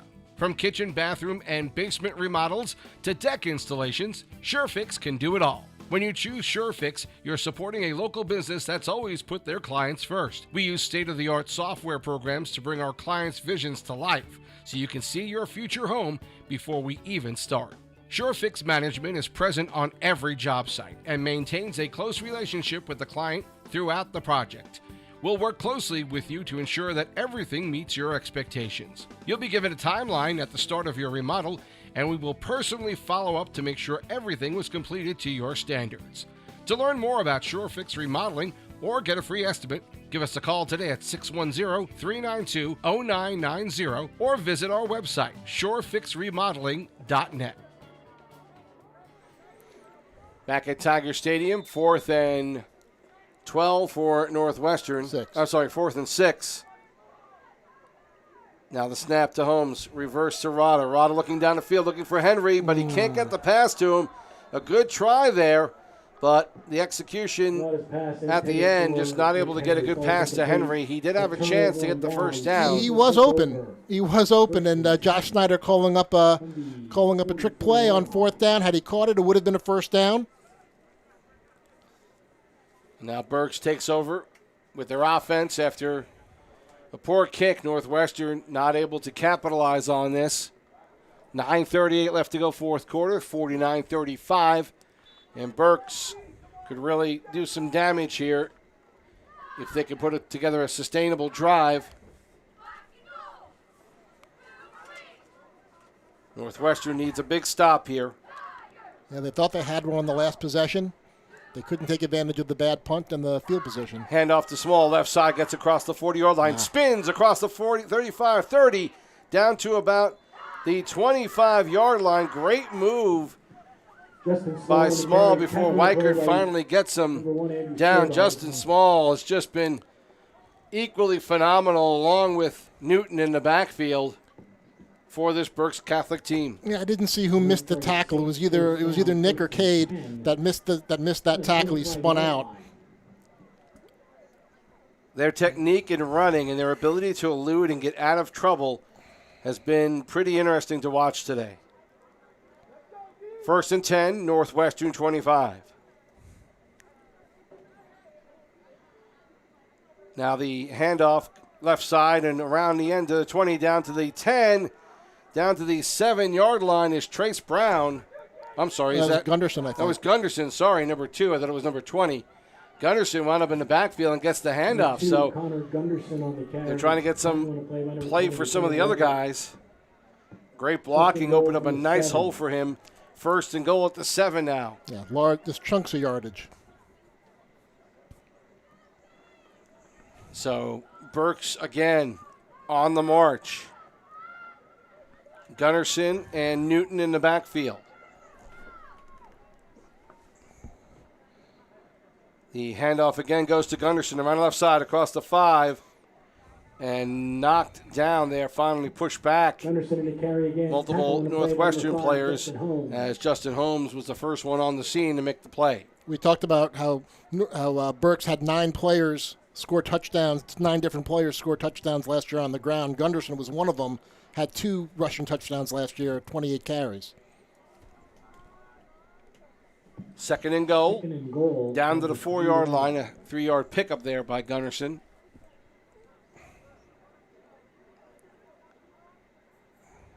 Newton in the backfield. He's got Jordan with him. Now the handoff to Newton up the middle, and he's in for a touchdown, untouched. Colby Newton in for the Saints. Colby Newton continues his great running tonight. That would be touchdown number 3, if I have that correctly, for Newton. 55-35, extra point pending. Touchdown is good. There's unsportsmanlike conduct against the Saints. So after a post play penalty. Saints get called for unsportsmanlike conduct. Penalty will be assessed on the kickoff. So it's going to be assessed on the kickoff. It won't affect the extra point here. And they'll go for 2 again, or no? No, they're going to kick. Zavala back out there again. 92 Alex Zavala out to attempt the point after.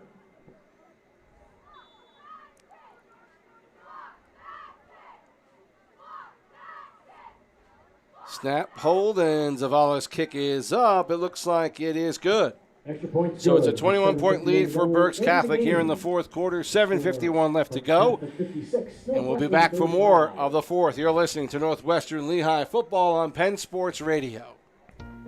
With the best materials and professional standards, Edge One Property Services of New Tripoli is your home for commercial and industrial residential services. This includes cleaning solutions, painting, pavement solutions, snow, ice management, and landscape. Edge One Services' sophisticated management team can provide maintenance services to the commercial, industrial, educational, and HOA community sectors. Give your property the Edge One effect. For more information, call 484-247-4240 or go to edgeoneservices.com. Whatever stage of life and career you find yourself in, Valor Wealth Management can help you make choices to benefit your tomorrow. Located in downtown Easton, Pennsylvania, Valor Wealth Management consists of a team of advisors with experience in a variety of tools necessary for their clients' success. President Michael McGuire has over 20 years of experience working with clients in the Lehigh Valley. Check out their website, valoradvisor.com, and for further information, call 610-295-5593. Tony Sabilla, Marshall Housefeld back here at Tiger Stadium, where Northwestern down by 3 touchdowns now. 8K Christopher, and number 2, Justin Rada. Rada and Christopher back deep for the kickoff here, and they're kicking off from the 25. To assessing that penalty from the unsportsmanlike conduct. So this hopefully can give Northwestern some good field position. I have unofficially for Berks 309 yards rushing as a team, which is phenomenal, considering there's still nearly 8 minutes left in the 4th quarter. Ball keeps coming off the tee there, so it's gotten a little windier down there. It was windy early. Still It's gotten gotten a little more breezier out there. Now the kickoff. To the right side, Rada takes it about the 27-yard line across the 35. And he's met there at the 37-yard line by Jordan. Josiah Jordan has been all over the field, as we mentioned earlier, for Berks Catholic. He continues to be a nuisance for Northwestern. Yeah, best way to put it. Hasn't carried the ball as often as I thought he would, but yeah, he's been a pest. Not as big of a pest as some of these other Berks Catholic players. Justin Small, 14 carries, 115 yards. Colby Newton, 19 carries, 117 yards, and 3 scores. A lot of damage on the ground. It's just an impressive display by their offensive line. Give them a ton of credit. So Holmes still in there with Henry. 2 receivers split wide right. Now Rada in motion from right to left. The handoff to Henry goes up the middle across the 40, the 45, to the 50. Gets the first down to the 48-yard line of Berks Catholic. Nick Henry on the carry. Longest run of the day for Nick Henry. He had a 10-yard run earlier in the game. First down. 47 yards on 10 carries. And when you're playing from behind, the rushing attempts will be harder to come by. Tigers on the 48-yard line. But already, again, one play you're in opposing territory.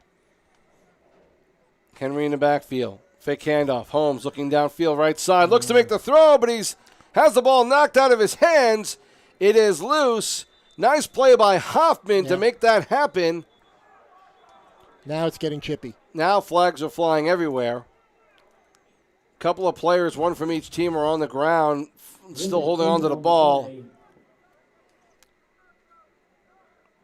The officials haven't called whose possession it is just yet.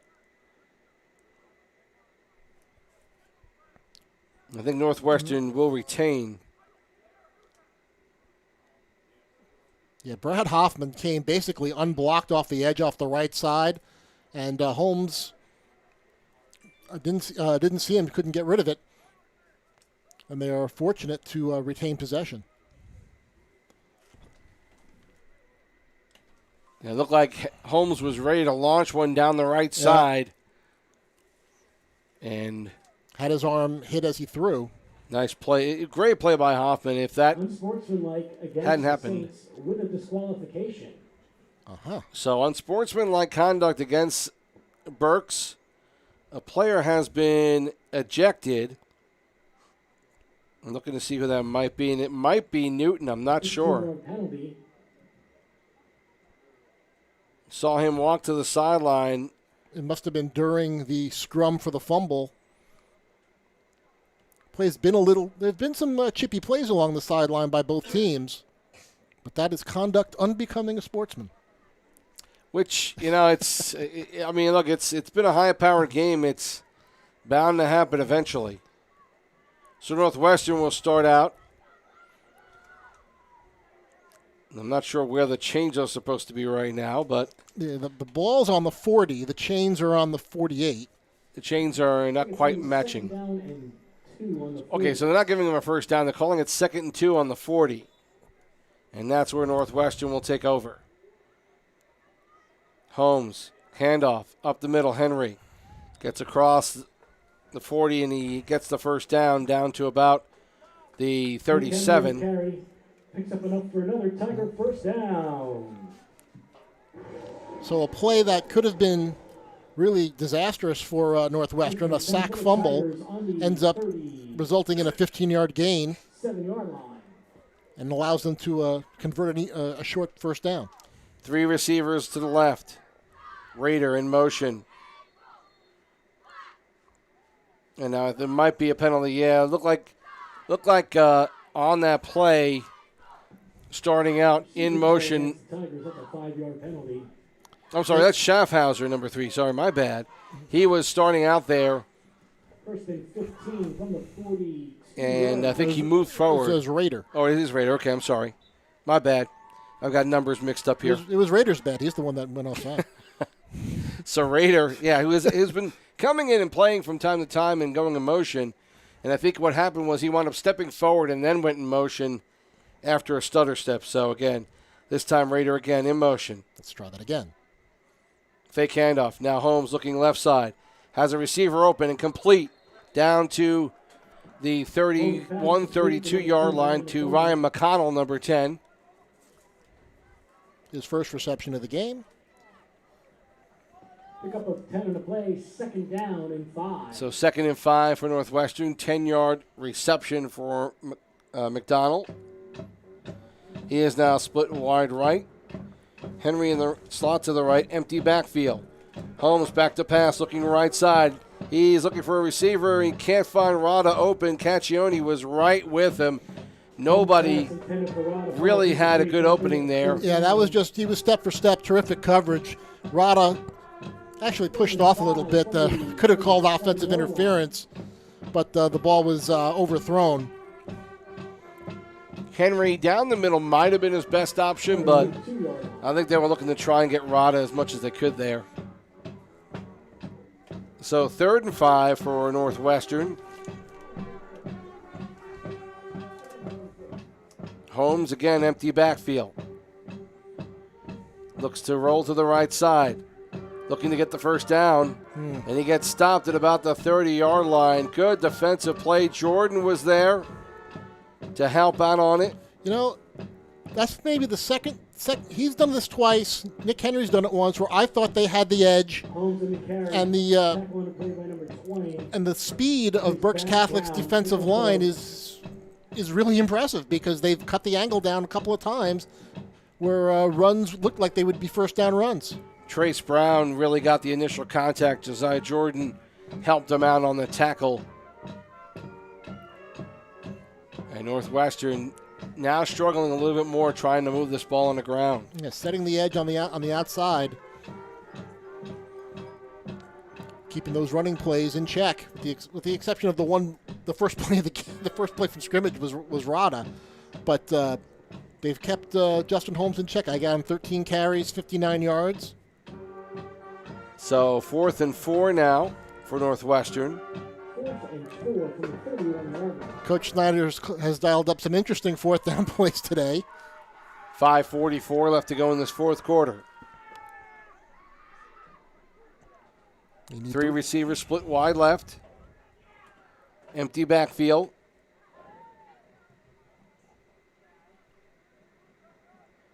Now Holmes looking against. Henry is in the slot to the left. Rada next to him, and all the way out to the left, split wide left, is McDonald. Now back to pass Holmes. And he immediately gets hit as he tries to get a pass off. And that time Small with a great play. They were on top of him immediately. He had no time to even think about throwing. Yeah, I mean, that was a case where they know what's coming, and basically a jailbreak by the Berks defensive front, and a turnover on downs.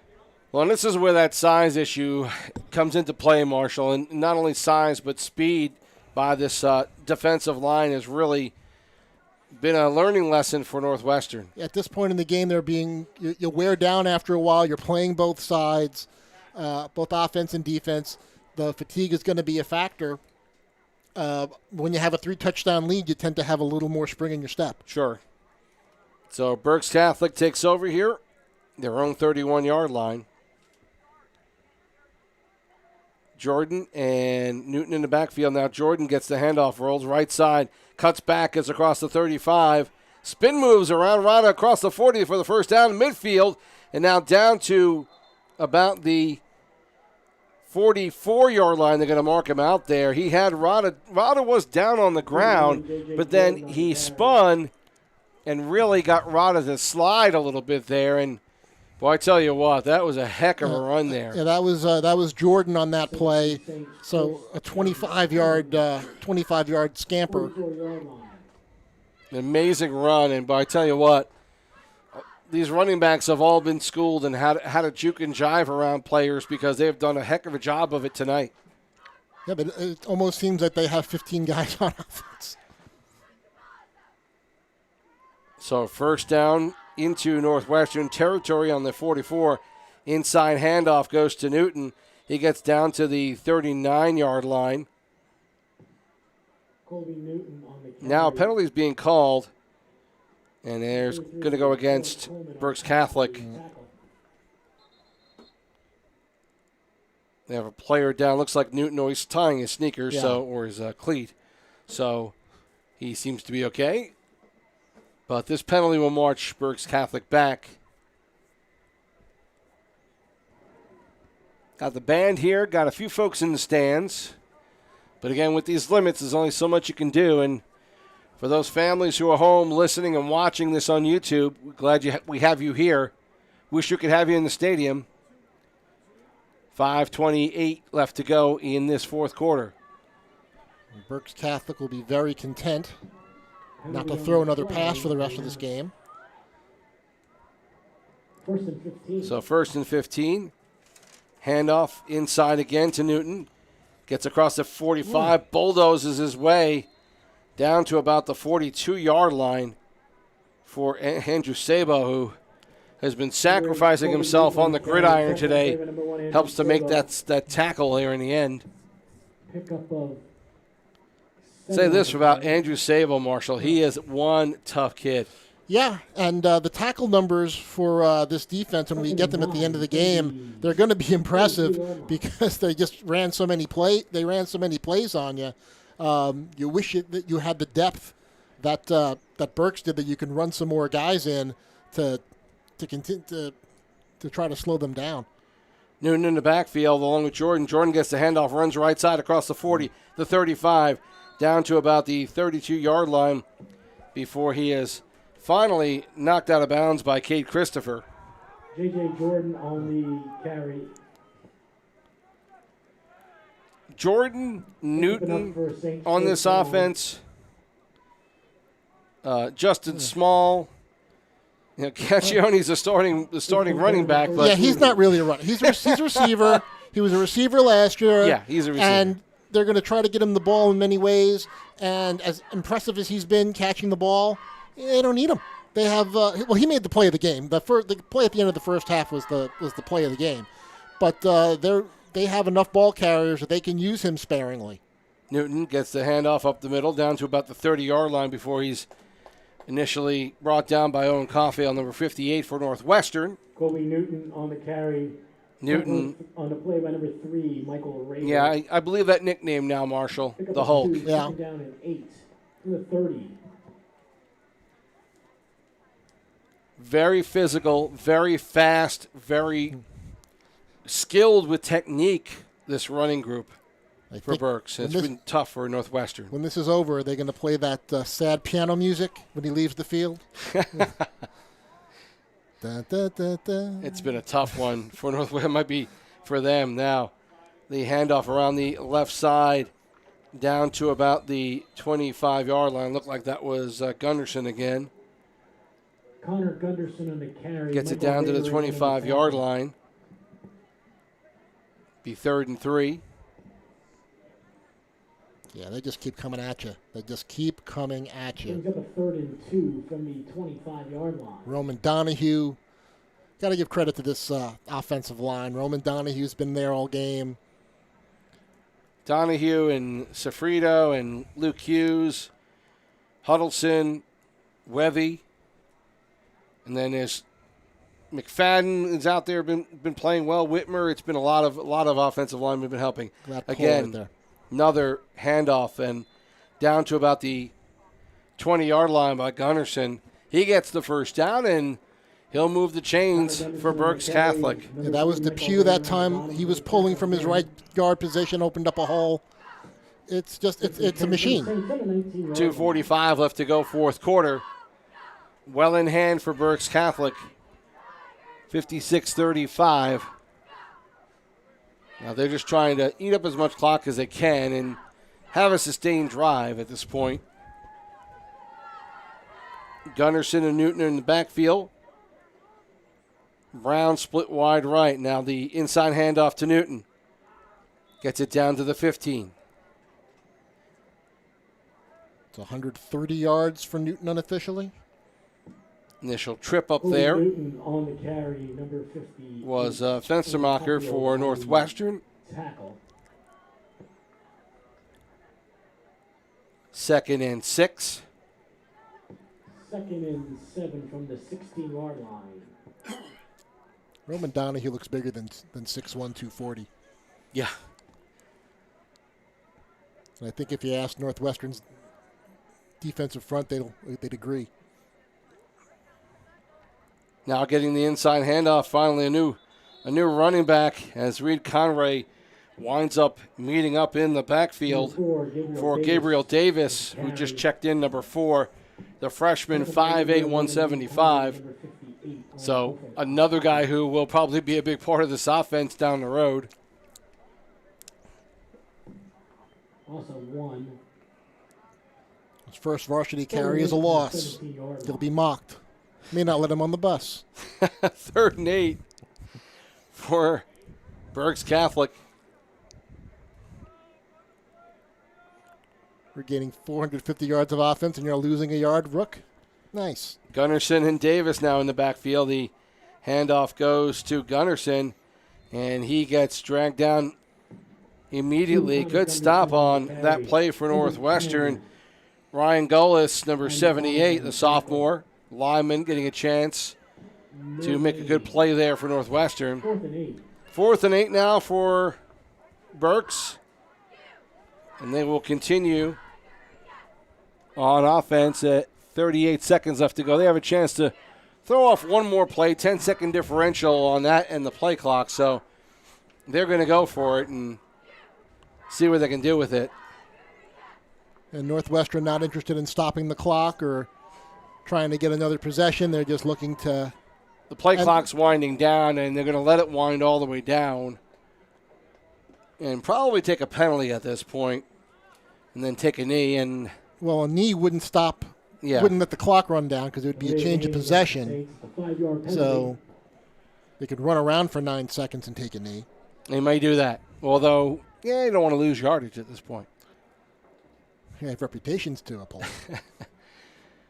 But Berks Catholic, very happy to get this game on the schedule, and they get a chance to get out here and play. And they look like a team that was dying to play, and they've played incredibly well today against, like you mentioned, Marshall, a Northwestern offense that's played well, but they've had a hard time, as I think any team would, trying to stop this Berks Catholic offense. Yeah, it just seems that the defense is on roller skates. It really does. That they were just it was a machine. It's a machine that Berks Catholic ran up against them, and they take a knee, and that's won't stop what you said, but it won't stop the clock from running.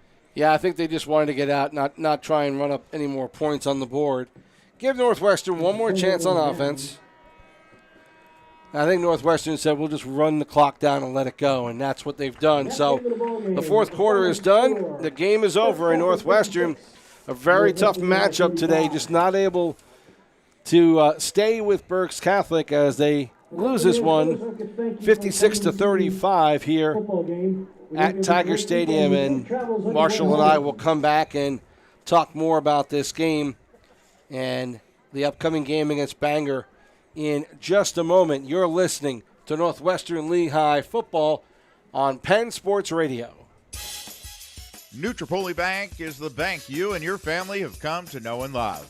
That's because Nutropoli Bank treats each and every customer as an individual, encouraging them to dream big and reach for their goals. Since 1910, Nutropoli Bank has ensured the financial well-being of all their customers. When you're ready to take that first step, Nutropoli Bank will be right by your side. Nutropoli Bank has 3 locations in the Lehigh Valley, Nutropoli, Orfield, and Emmaus. As a community bank